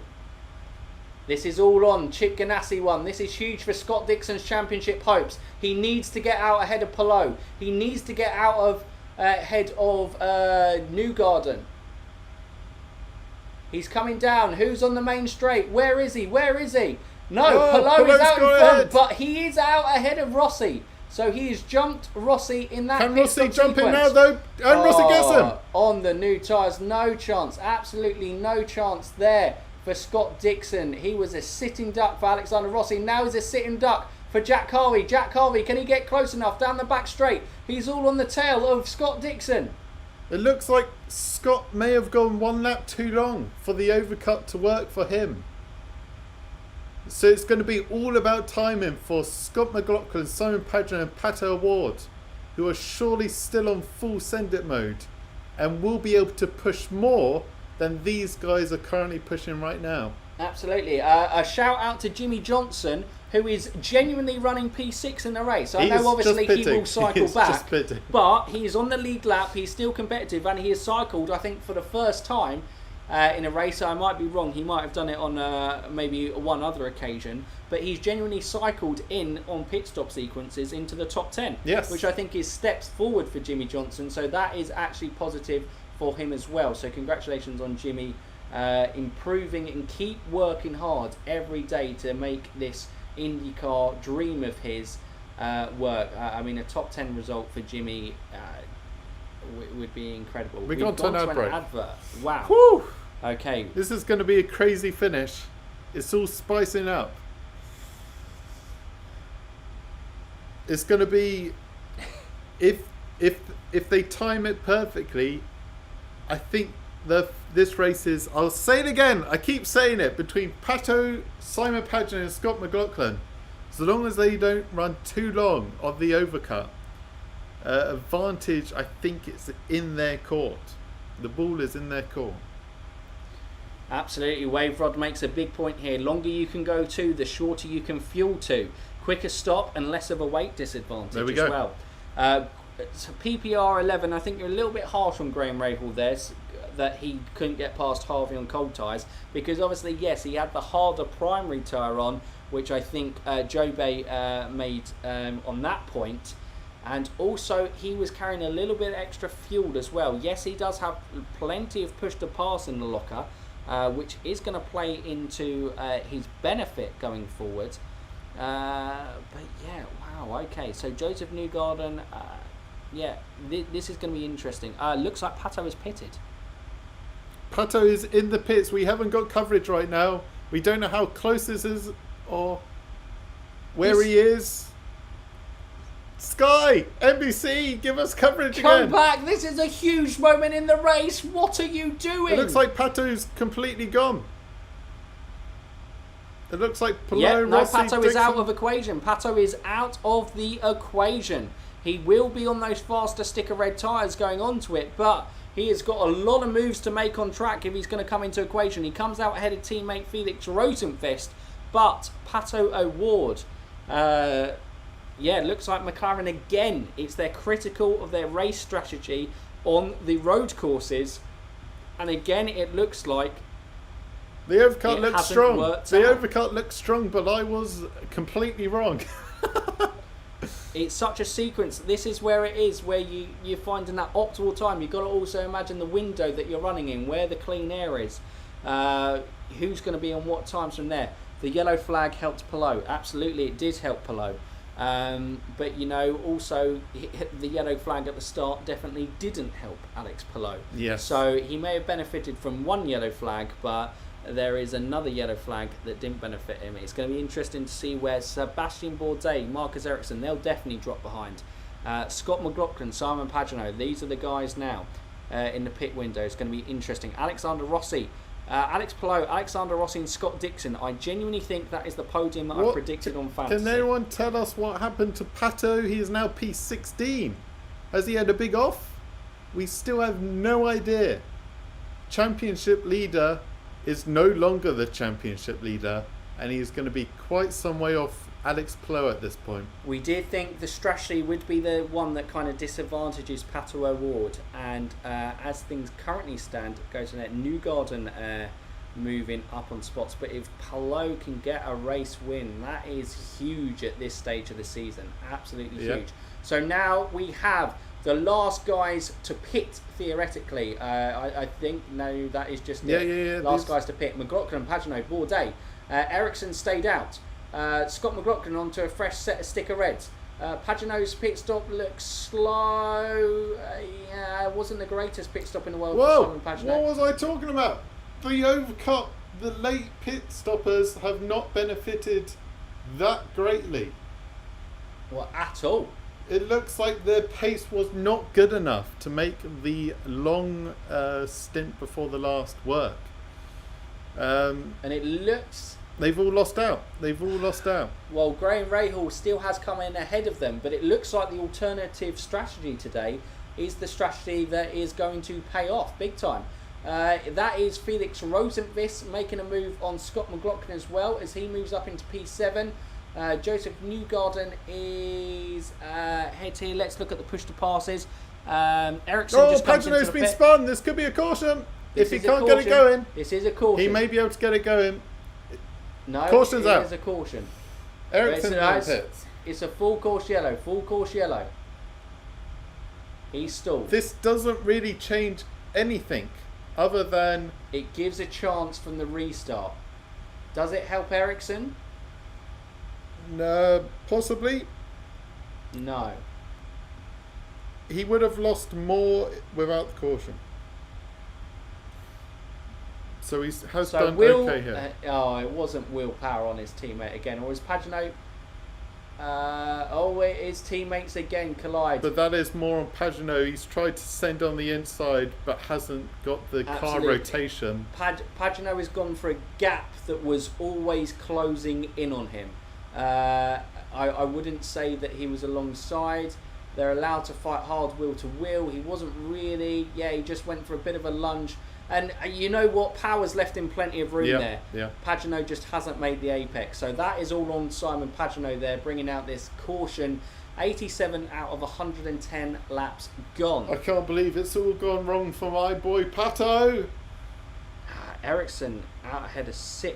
And the race has come completely back to Alex Palou, who just has to see out these last 23 laps. It says Marcus Ericsson is 7th on the timing sheets, but we have out here... He is 9th. That is on more the 9th. accurate. That looks far more accurate. Go from there. It looks like, Pagenaud has got a restart there. And an update on Star Performer. Advantage back to me! Come on, Felix! Oh, Jesus. Yeah, that would level us up in the series again. Unbelievable. Graham, where's it all gone wrong? Billy P! Marcus barely made it in. Ericsson doesn't lose as much time in the pits, but that's it. Essentially. Graham Hall must be... Interesting insight from Scott. Correcting me.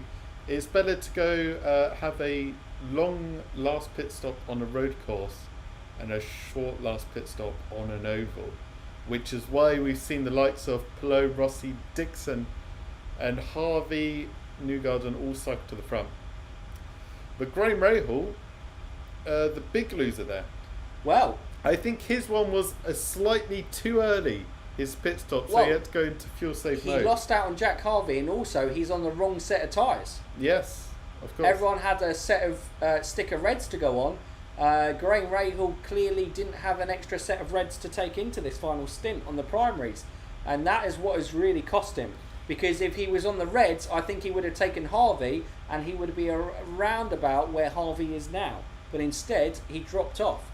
At the start of this race, when Pato took the lead, he had a 50-point lead in the championship. Now, Alex Palou has 25 points on Pato O'Ward and 34 on Joseph Newgarden. Big swings in the championship again in the favour of Alex Palou. He's the man on the mission. Hello, Palou! Will he see it out to the end? It's going to be interesting, but this is a big swing in the championship. But You can't say after the luck that he suffered in the last 2 races that he doesn't deserve a little bit of good fortune swinging his way this race. Indeed.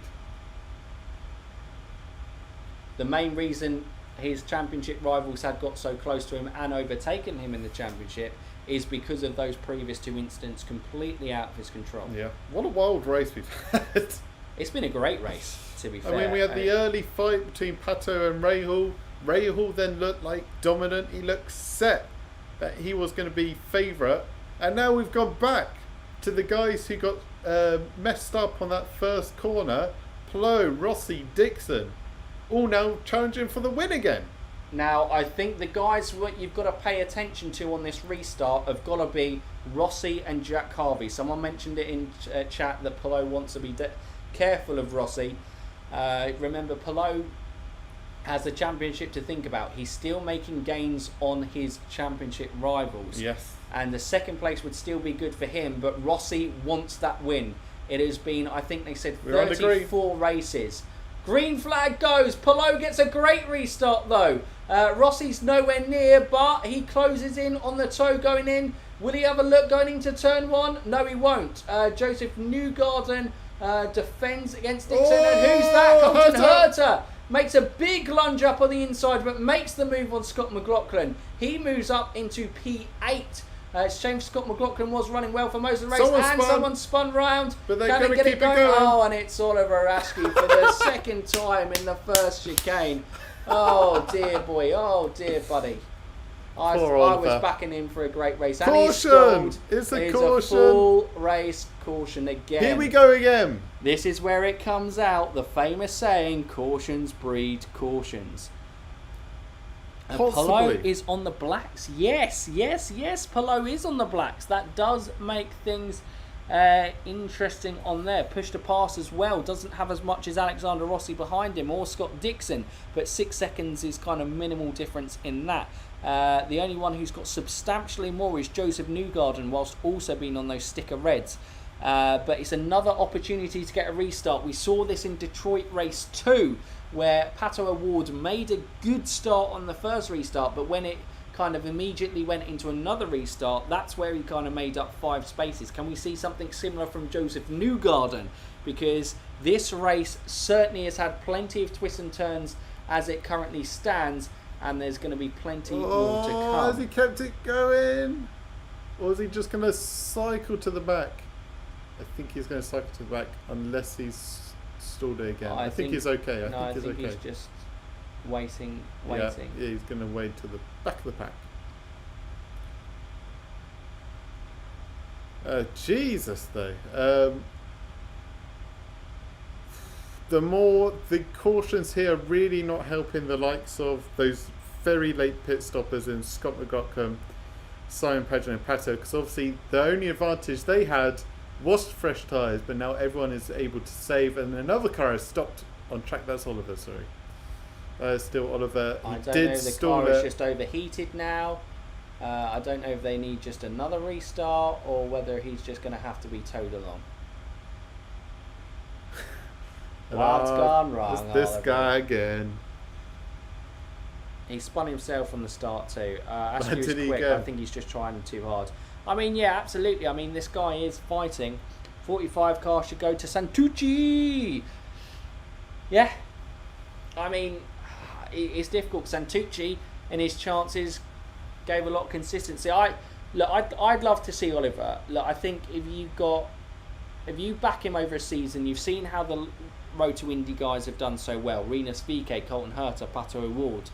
They've all been given really good rides. Or really good support in the terms of Rinus VK and Ed Carpenter Racing, and they've shown what they've been able to do in the series. Askew had that for the first part, but since his concussion, I don't think either party in terms of Askew or Aaron McLaren handled that particular situation well. That saw Felix Rosenqvist replace Oliver Askew at Aaron McLaren SP. I think the kid deserves another chance.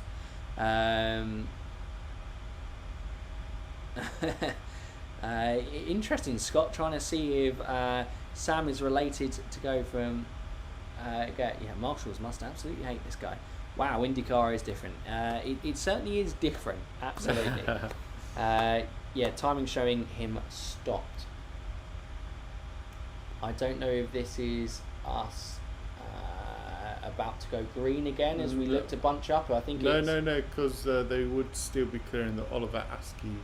Would we? We got the timings going here. Well, actually, we look on the I back don't see the straight. We caution. look like we're going to be going green in just a second. 19 laps to go in this Grand Prix of Portland in 2021. Who will win? Yeah. Major ramifications for the championship. 24 points behind Pato now is after leading going into it. 34 for Newgarden and 49 for Dixon. If Palou manages to see out this win. Palou puts the hammer down and again gets a great start from the restart. Scott Dixon is closer to Alexander Rossi. Felix Rosenqvist is closer to Newgarden than Newgarden is to taking Harvey. And Rossi again, no advantage. Scott's all over the back of Rossi. Have we made any moves? No. Looks everything pretty clean and tidy. At one point, Ryan Hunter-Reay was running in a good position, but now cycled near the back. Same with Bourdais. Same with, obviously Jimmy Johnson is ahead of some of those guys up there, but he's remained on the lead lap for the entirety of the race, so that is a positive going forward from there. Timing showing Askew out for contact. Okay. Here we go. We've got Pato O'Ward. He'll be looking to make moves here on those red tyres. Little moment there. Little bit loose, but as he has been nicknamed by the NBC commentary team, the Ninja, Pato O'Ward, with those quick hands, was able to kind of count anything. But he has lost out to Will Power, who's made a lunge and a move up on the inside there. Can he hold on to it? Yes, Power looks like he's made the move, but Pato's going to have a look down the main straight. He's going on the inside. No, Power he does not have enough. breezes. No, doesn't have enough to kind of go, even on lunging. He's got to think of the championship, but he can't afford to lose places. He's got to make places. It is all unfolding for Pato. This is so painful to watch. Hi, you are watching Pato fans suffer here. I hope you go. And you're watching a Palou fan in a great place. Palou! Whoa! Looks like the chin beard is. Remember lap 11 when I was happy and you were sad? Yeah, those are the good times. The tables have turned. Those are the good times. Oh, the tables have turned. In fairness, it was only 1 point, and like we've seen, it's things can really flip on its head. Cool. I can't really see 16 laps to go. It doesn't look like. Is anyone going to be able to make a burst, or was that it? Obviously, we can get late cautions that can change things a little bit again. We can have engine failures. Honda have been suffering this season a lot with engine failures. The Chevys definitely look the more durable. That should technically give Newgarden the advantage. But Palou surely has had all the engine luck or bad luck that he can have. It's hard to choose for me. I'm a Sato and RLL fan. I like Ashley and Ferrucci. They seem to have opposite setup tendencies though. Yes. Yeah, no, I would imagine they would be quite different. Ferrucci is quite aggressive. In a good way, I think, on track. In a good way. But yeah, VK down in 15. Oh, who's that making a move on who? Who's that making a move on who? Jimmy! Rossi 1.2 seconds. Will he just be happy to get his first podium? Surely he'll want to kind of chase down for that race win. Looking at that push to pass, Palou hasn't used any of it. Rossi hasn't used any of it, I don't think. Newgarden hasn't used any of it. Rosenqvist is in a good position with 30 more seconds of push to pass than leader Alex Look at Palou. Graham Rahal. He's still got 148 seconds of it. He's got to use something, hasn't he? Maybe the fuel management has just meant he can't use the push to pass. That is a good Of point. course, you do use a little bit more fuel when using the push to pass, because you're making the engine work a bit more, right? Yeah, look, Bourdais and Johnson fighting. So Bourdais makes a lunge up for Jimmy Johnson. Jimmy fights back. He does, and takes Bourdais back. Fantastic racing from Jimmy Johnson there. Bourdais made a real late ambitious move, went deep into the corner. Jimmy then obviously took his time so he could get the accelerator quicker out of the corner. and maintained that track position. It's Jimmy fighting. It is a great fight to see these guys round the back of the grid. I don't know what the position is for. I imagine it's Who cares? It's for P19, so that is genuinely for increased points. But yeah, Jimmy looks like he may have just lost out on that position too. Indeed. Rossi has closed the gap to under a second to Alex Palou. He's in DRS though. No, wait, no. Wrong sport. It is likely how we're going to finish. I do agree, Scott, but you never know. You do never know in this situation. Harvey has got a first podium of the season for Meyer Shank to try and get, although he is quite a bit off. I think Rossi is the one who could provide the excitement going into these last 14 laps. He is desperate for a win. The gap is now down to 0.8 of a second as it goes through there. That may just have been because they were closing through the corners. No, Rossi is getting closer. Remembering, Rossi is on those sticker reds. Alex Palou is on the hard primaries. But there will probably be a window, even though we've had those laps under safety car, that Alexander Rossi's tyres will give away. He can't afford to do it. He's got to get close and he's got to overtake quickly. I don't know, with those two cautions, like I was saying in the first, and it kind of nullifies the tyre wear advantage you get on the blacks, because those reds can go a bit extra, and of course there is only 13 laps left.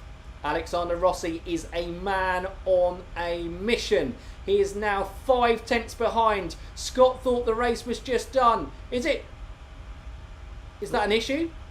Is that an issue for Dixon, or has he just dropped off the front two? I don't think he can keep pace with the front two. No, I think Scott Dixon's got an issue.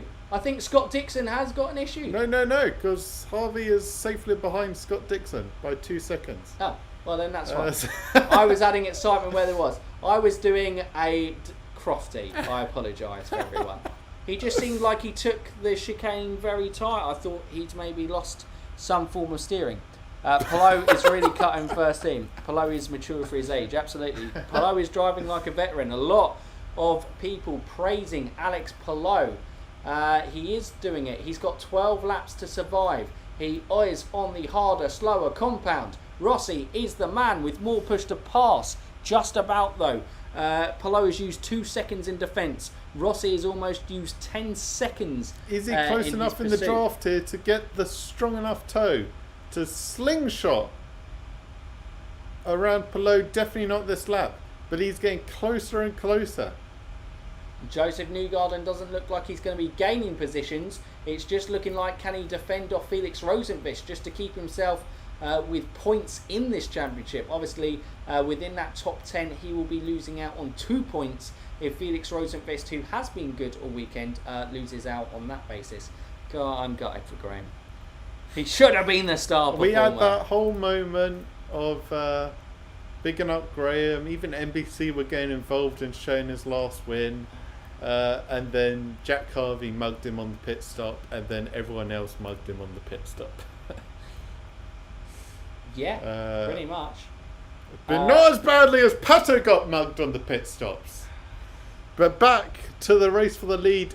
Rossi is now dropped off slightly by a few tenths. That's what I mean. There's got to be a window where you push those red primary tyres, because following in dirty air, it is difficult for you. He's got to find the right point. He's got to calculate it. He's only got one chance. I reckon he's going to leave it right until the last few laps of this race, not give Palou a chance. I think he's just going to look to set up over the next 8 to 6 laps and try and make it in the last 4 laps of this race. I think if Rossi's going to make a move, that's when he's going to make a move. Again, though, in the NTT IndyCar Series for this championship, we have a race that is going down to the wire. We don't just have one guy who's going off and dominating. We have a fight. As we were getting excited about maybe potentially a 10th different winner this season, we could still get it in the form of Alexander Rossi, although he has dropped way back. He had a poor Sector 1, must it have been through there? I don't know. Portland's so short. Does it have a Sector 1, or is it just entirely a Sector 1? He must. Yeah, no, just lost it. Went a little bit wide, went on the dirt, and that was big time. That's big. Should be able to reel Palou back in though with that tyre advantage. He should be, but that could be the race. That could be the race there. Alexander Rossi might say, you know what? I'm just going to accept this podium. It's been a low season. I'm just going to get this first podium of the season under my belt. He might play it safe. Getting on board with Pato, just so all our Pato fans can get a bit more depressed about how this race has unfolded. Yes, that's right. Pato is fighting for P13 after leading quite a few laps. Can Newgarden make some progress towards the end? Ivan asked. I doubt it. Newgarden doesn't look like he has any pace in the last stint of this race. Well, he's got pace to maintain. Yeah, well, not pace to push forward. Yeah. Go from there. Chat's gone, lost it. Sorry for a bit there. 8 laps to go. Alex Palou, the pole sitter for this race. And have you told me after lap 1 where he ended up at the restart on lap 11, I would have laughed in your face that Alex Palou would come back and win this race. But he's done it again. It looks like he's going to out Dixon and somehow come back and win a race. Yep. And this will be the third time winner this season if he is able to hold out in these last 8 laps. Rossi does look like he's closing the gap again, but it's gone. Scott was saying that the gap between the tyre differences are probably negligible at this point. It probably is. It just depends who has the quicker car out there. Rossi does look like he has a slightly quicker car than Palou out there, but Palou is just doing what he needs to do. And that's what Palou has done all season pretty much. He does what he needs to do to get the points that he needs to do to put him in the position that he has been all season in the championship, which is there or thereabouts. There or thereabouts. Absolutely. Only 2 Chevys in the top 10. Interesting. 3 actually. Joe New deserves credit though. He started 18th and is salvaged a 5th. That's darn good. That is incredible. That is a great drive. Absolutely. He's kept within touching distance. Only 34 points in 2 races to go. Definitely catchable for Joseph Newgarden. The likes of Marcus Ericsson now 75 points off the lead. 2 races to go. That's a bit too much. Scott Dixon at 49, I would maybe even say, is too much to go. Yeah. It is a lot of points to swing. Joseph will be on the cusp. He'll be there or thereabouts. A win can obviously massively change it. Obviously, look at Palou. If he secures this win today, how massively that has turned it a thing, and especially as Pato Ward hasn't been able, or doesn't look like he's going to be able to finish within the top 10 today. Chin up, Stephen. Amazing Newgarden in 3rd in the points as they run. Yes, it is amazingly, actually. You do think Scott Dixon might have had a chance of taking over him in the points this season, but no. Go from there. But you have to say, Scott Dixon at Portland GP, they just go together, don't they? Yeah. Because he looks set for yet another top 5 finish. Yeah, doing a Dixon job. But unfortunately for Dixon, he had to do a bit more of a Dixon job and actually get the win to really stay in this championship fight. 49 points isn't too far, but it's getting a bit of a stretch. He's going to need a very bad result for Alex Palou to catch up there. 5 laps to go. It is just managing the gap now for Alex Palou. He needs to make sure every lap is clean. Hit those apexes that he needs to hit. Make sure he makes it clean. Doesn't give Rossi any sort of a sniff in these last few laps, because he knows if he gives Rossi just a sniff, that Rossi is going to go for it, because he's got nothing to lose. If he loses the podium, he'll be frustrated, but he'll want to go for the race win. That's what he will do in this situation. So he's just going to make sure that he keeps it clean to the end. For Rossi, he's just got to make sure he drives the best 5 laps that he can drive here at Portland GP to give himself that chance. Force Alex into a mistake. He knows the pressure that Alex is under to kind of push for this championship lead. 10 points. Suddenly, if Alex Palou doesn't get the race win, it changes the circumstances again. Then Newgarden is only 24 points off and Pato is only 15 points off, which looks a lot better for them than the situation that they're currently in. But Rossi looks like ever since touching onto the grass, what was it, about 5 laps ago? Yes. Yes. Around there. As soon as he got... So you were in mid-flow. I was in mid-flow. I was like, am I meant to be talking? No, I lost it. I've gone. You were just looking at me and I was like, you were talking. Go Harvey! It's Craig Simpson. Yeah, sorry, I just kind of completely paused. He hasn't been able to regain the pace that he had when closing Alex Palou, when he pushed it a little too far and went wide onto the grass and kind of lost it up there. Scott Dixon has done what Scott Dixon does, gets a good result, but unfortunately at this stage of the championship and where Scott Dixon has been, third places aren't enough. They just keep him in that fight one race longer, but he's going to need to do something in the last 2 races if he has any chance. There's still 100 points, well, with bonus points, I think, like a few more points up for grabs exactly, but if we keep it just to kind of championship points for race wins and stuff, go from there. Ed Jones has taken Takuma Sato. That is for position. I'm not sure what position and what relevance that is, but Ed Jones, obviously, again, probably another guy frustrated out there. I don't Looked like think he was running a good strategy. I think that was Sato failed attempt to overtake Ed Jones. Okay. That is for P11 and P12. With Ganassi selling his NASCAR team, I think the repercussions will be seen of the IndyCar side. I'm sure he'll use the money wisely. Absolutely, Chip is a winner in IndyCar since the late 90s when they really started to kick off as a team. Rinus VeeKay looks like he's going backwards. Who is that? That's Max Chilton. Home boy! Hometown boy. He's still in this race. Sebastian Bourdais. Your only comment on Max Chilton. He's still in this race. Well, he lost out big time on the first round of pit stops. Sebastian Bourdais having a look at Rinus VeeKay. Rinus VeeKay fighting for his life, defending on the position here with Max Chilton and Sebastian Bourdais hunting to give us a bit of action in these last 2 laps to go. Obviously, like we said, they were guys, if they were setting up a move, now would be the time. They get with 2 laps to go to make sure it sticks, and it is obviously for gaining points. Every position in IndyCar, you do score points. Who's mathematically still in the championship? Arguably, Ericsson is still mathematically in the championship. Realistically, I think it is the same going into this race as we had before, which is Pato,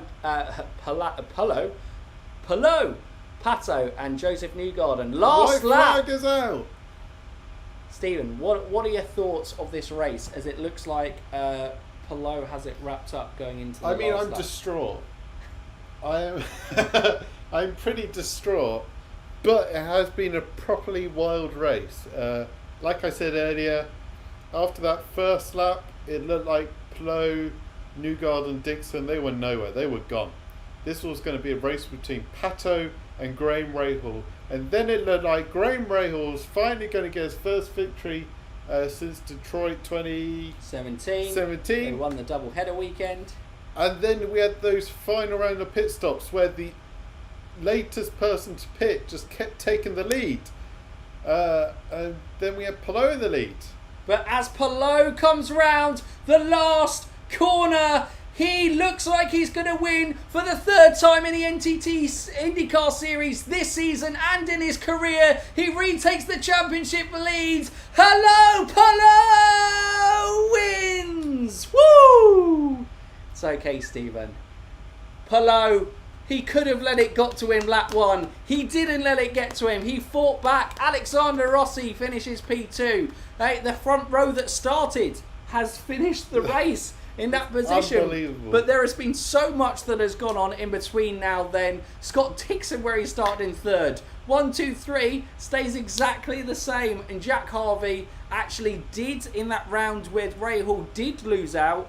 He managed to make it work. Great drive from Jack Harvey for P4. And like we said, credit deserved to go to Newgarden, starting 18th.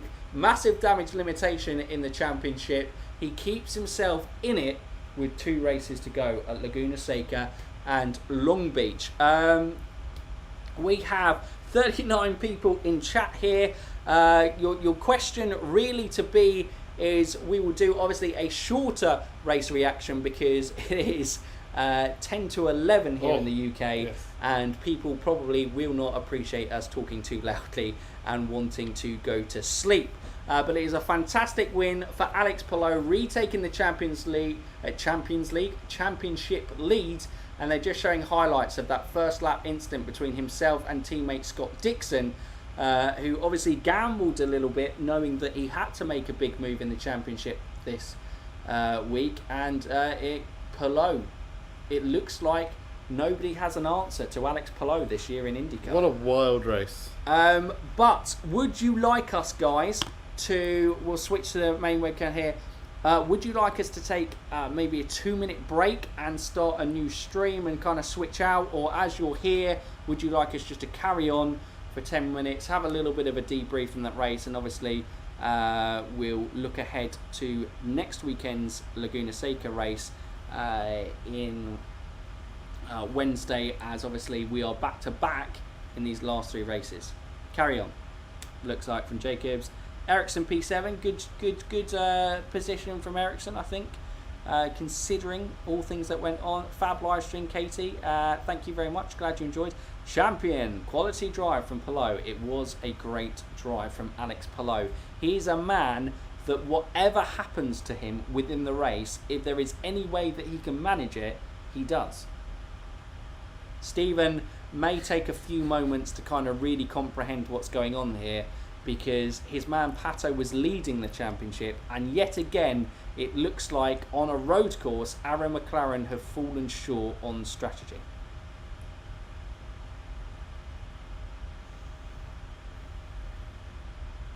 Are we going straight to the review?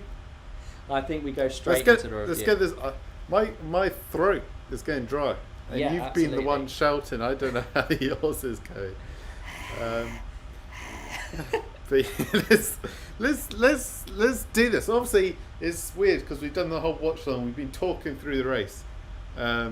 Scott's been fantastic, giving insight on the old strategies.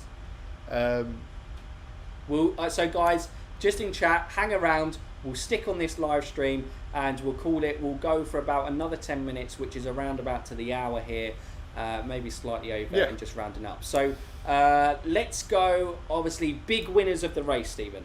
I think there's there's only really one.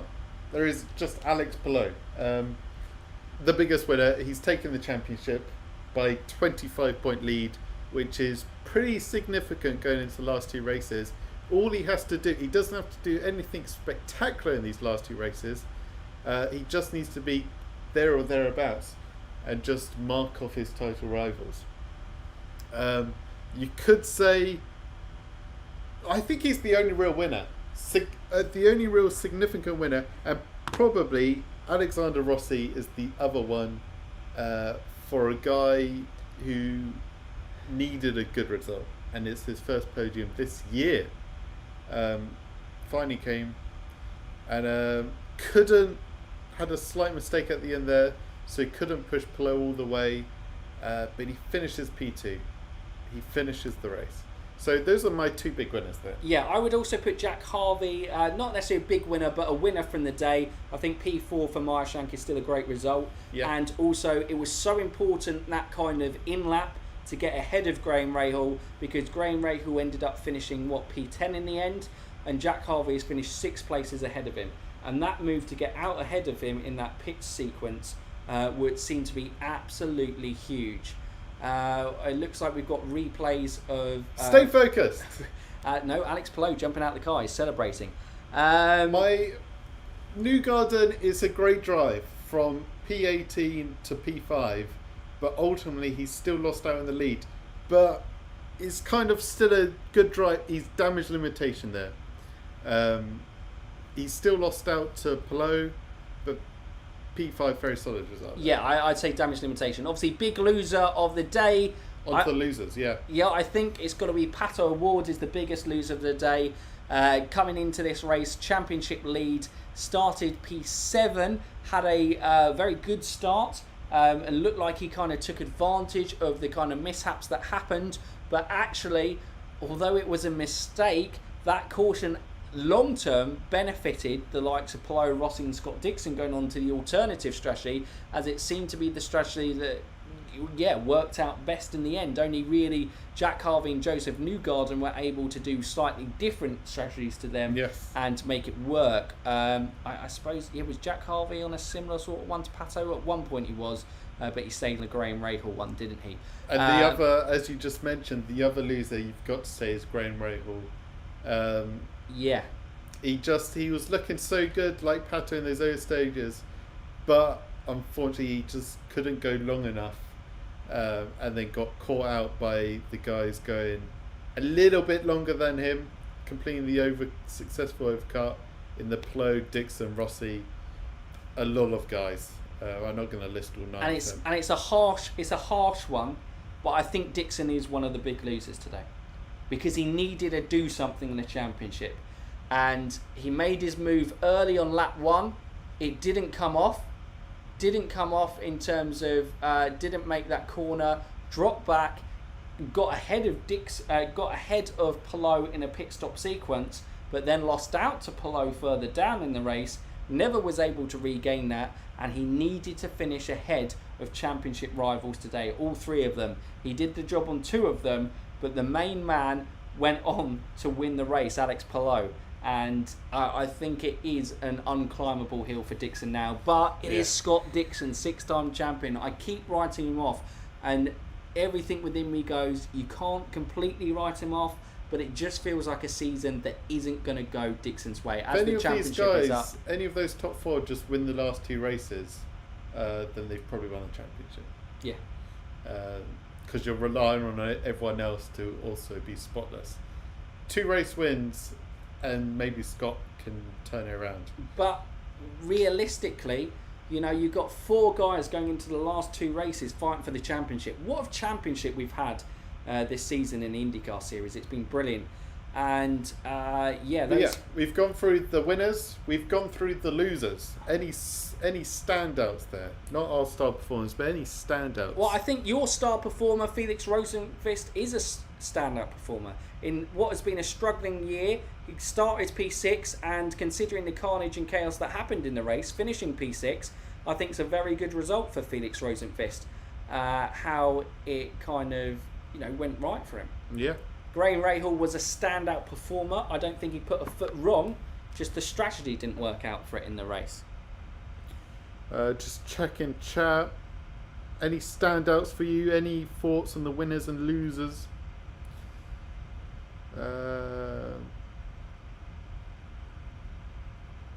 Scott saying Newgarden's recovery was good, but you can't really call it a winners thing because he, one of the winners of the weekend, because he has lost out on that lead still. Yeah, absolutely. Scott McLaughlin, a strong top 10 performance again, decent on the road course, ran well throughout the race.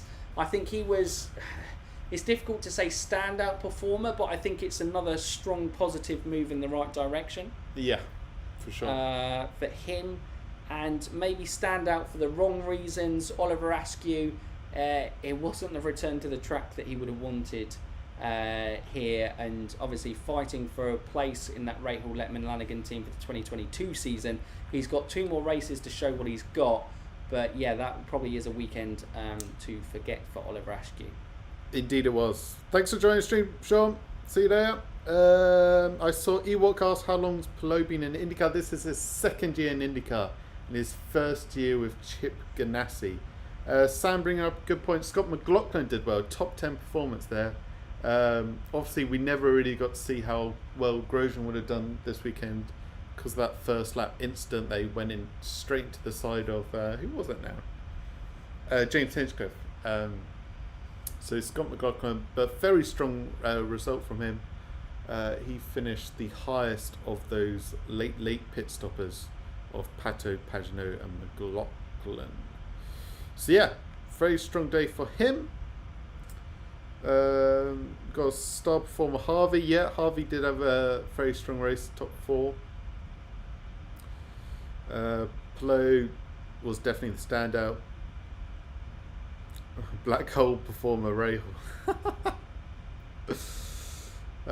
So lots of Harveys and Pelots as the standouts. Yeah, and I think that's fair. I think that's fair from them. But yeah, like we said, big winner of the day is Alex Pelot. Retakes the lead of the NTT IndyCar Championship, and this time I don't see him giving it up. Yeah. I think he is certainly in pole position, but we've said this many a time before, and Pelot certainly has had his fair share of bad luck this year. You never know what IndyCar has around the corner for you. But let us know whether this is a big thumbs up. Did you enjoy this race watch along? Obviously, it's the first time we've ever done anything like this. Was this something that you'd like to see again in the future? Did you not like it? In terms of, did it add to your race experience? As we go, we can obviously refine, improve the process, and kind of get build on and improve stuff as we go along. But as a whole, drop us a thumbs up in chat and also on the stream if you haven't done so already, to let us know what you got from there. Hell yeah, good stuff, Joe Barrera. Rodney with the big thumbs up. Yeah. Whilst we let us know your final thoughts on the whole the race or the stream. Yeah, absolutely. But whilst we let them type, if they are typing, star performer Felix outperformed Rahal. It wasn't by being on the right strategy. It was completely outperformed. Bam! Levels up the series. Where are we now? 4-4? 5-5? 5-5. Going into the final two. The fight for pie and face is getting close. It's going to go down to the very final race. Well, I can't remember what we said if we're getting draw. We're looking like we're getting lots of thumbs up. Lots of people enjoyed the stream, so glad you enjoyed it, guys. And it was awesome to do it for you as well. We've also... Are we going to say we've got a bet going? Yes. So with Ian Perez, another YouTube channel out there who covers kind of IndyCar and NASCAR. I think he does some diecast stuff and kind of some races, and also does some kind of race reactions as it comes out. So if you haven't already, check Ian out as well. But he put us a bet. So if Pato doesn't win the championship, Stephen has to shave his beloved chinny chin chin beard off. If we've refined the Pelot one, if Pelot doesn't win the championship, then for November or Movember, support prostate cancer. I'll do it this year in terms of I'll leave like links for charity, and I will do it for charity, and I'll for the month grow a beard / mustache, whatever, you can vote or whatever on that front. But yeah, that would be something we do there. But yeah, that's the bet. That's the bet. And if they both lose, I guess we both have to kind of go for it. But so we're both not rooting for Joseph Newcastle. Yeah, Joseph, don't do it, man. Don't do it. So yeah, there's our little bet. So I think... but yeah, go Ricardo. I think someone asked for our thoughts on Callum Eilert. I think pretty good debut. I can't remember why... His car just failed on him. Yeah, I think. Did we see a replay? Was there contact? I don't his think tyre there looked was. a bit messy, but yeah, it could have just been a failure and he had to go wide. But yes. Rodney, we look forward to it. When you come to Indy, I'm going to buy you a tenderloin at Mug and Bun. Sounds good. I'll go from that. We've enjoyed it with you guys. Enjoyed it. I tend to watch these races alone. Fun to have chats with others during the race. Great. Well, hopefully, yeah. Like we said, we want to make this channel as like a home for IndyCar. We got their F1 highlights in the background of Ricardo. Focus. Going from there. But yeah, we've got words coming from there. We want to make this channel kind of home for IndyCar fans, somewhere we can all kind of jump in and enjoy it. So we're glad you enjoyed this. We had great fun doing it. Obviously, Laguna Seca and Long Beach race watch-alongs depend on the time, because we probably can't get away with if it starts at 10:30 doing a race watch-along, because then we'll be talking at 1 a.m. in the morning and we might be upsetting a few people. Let alone either, well, I'll be probably in my new flat by that point, upsetting my girlfriend Hayley, or upsetting our mum here as well. So that would be probably not the best. But if it's at the same time, fingers crossed, UK, I haven't checked out the timings going into last season, we will definitely do these watch-alongs as much as we can. But the first part of the season for going into next year will definitely be something we can do all season. Yes. Any final thoughts from you, Stephen? No, I think I've said everything. I'm done.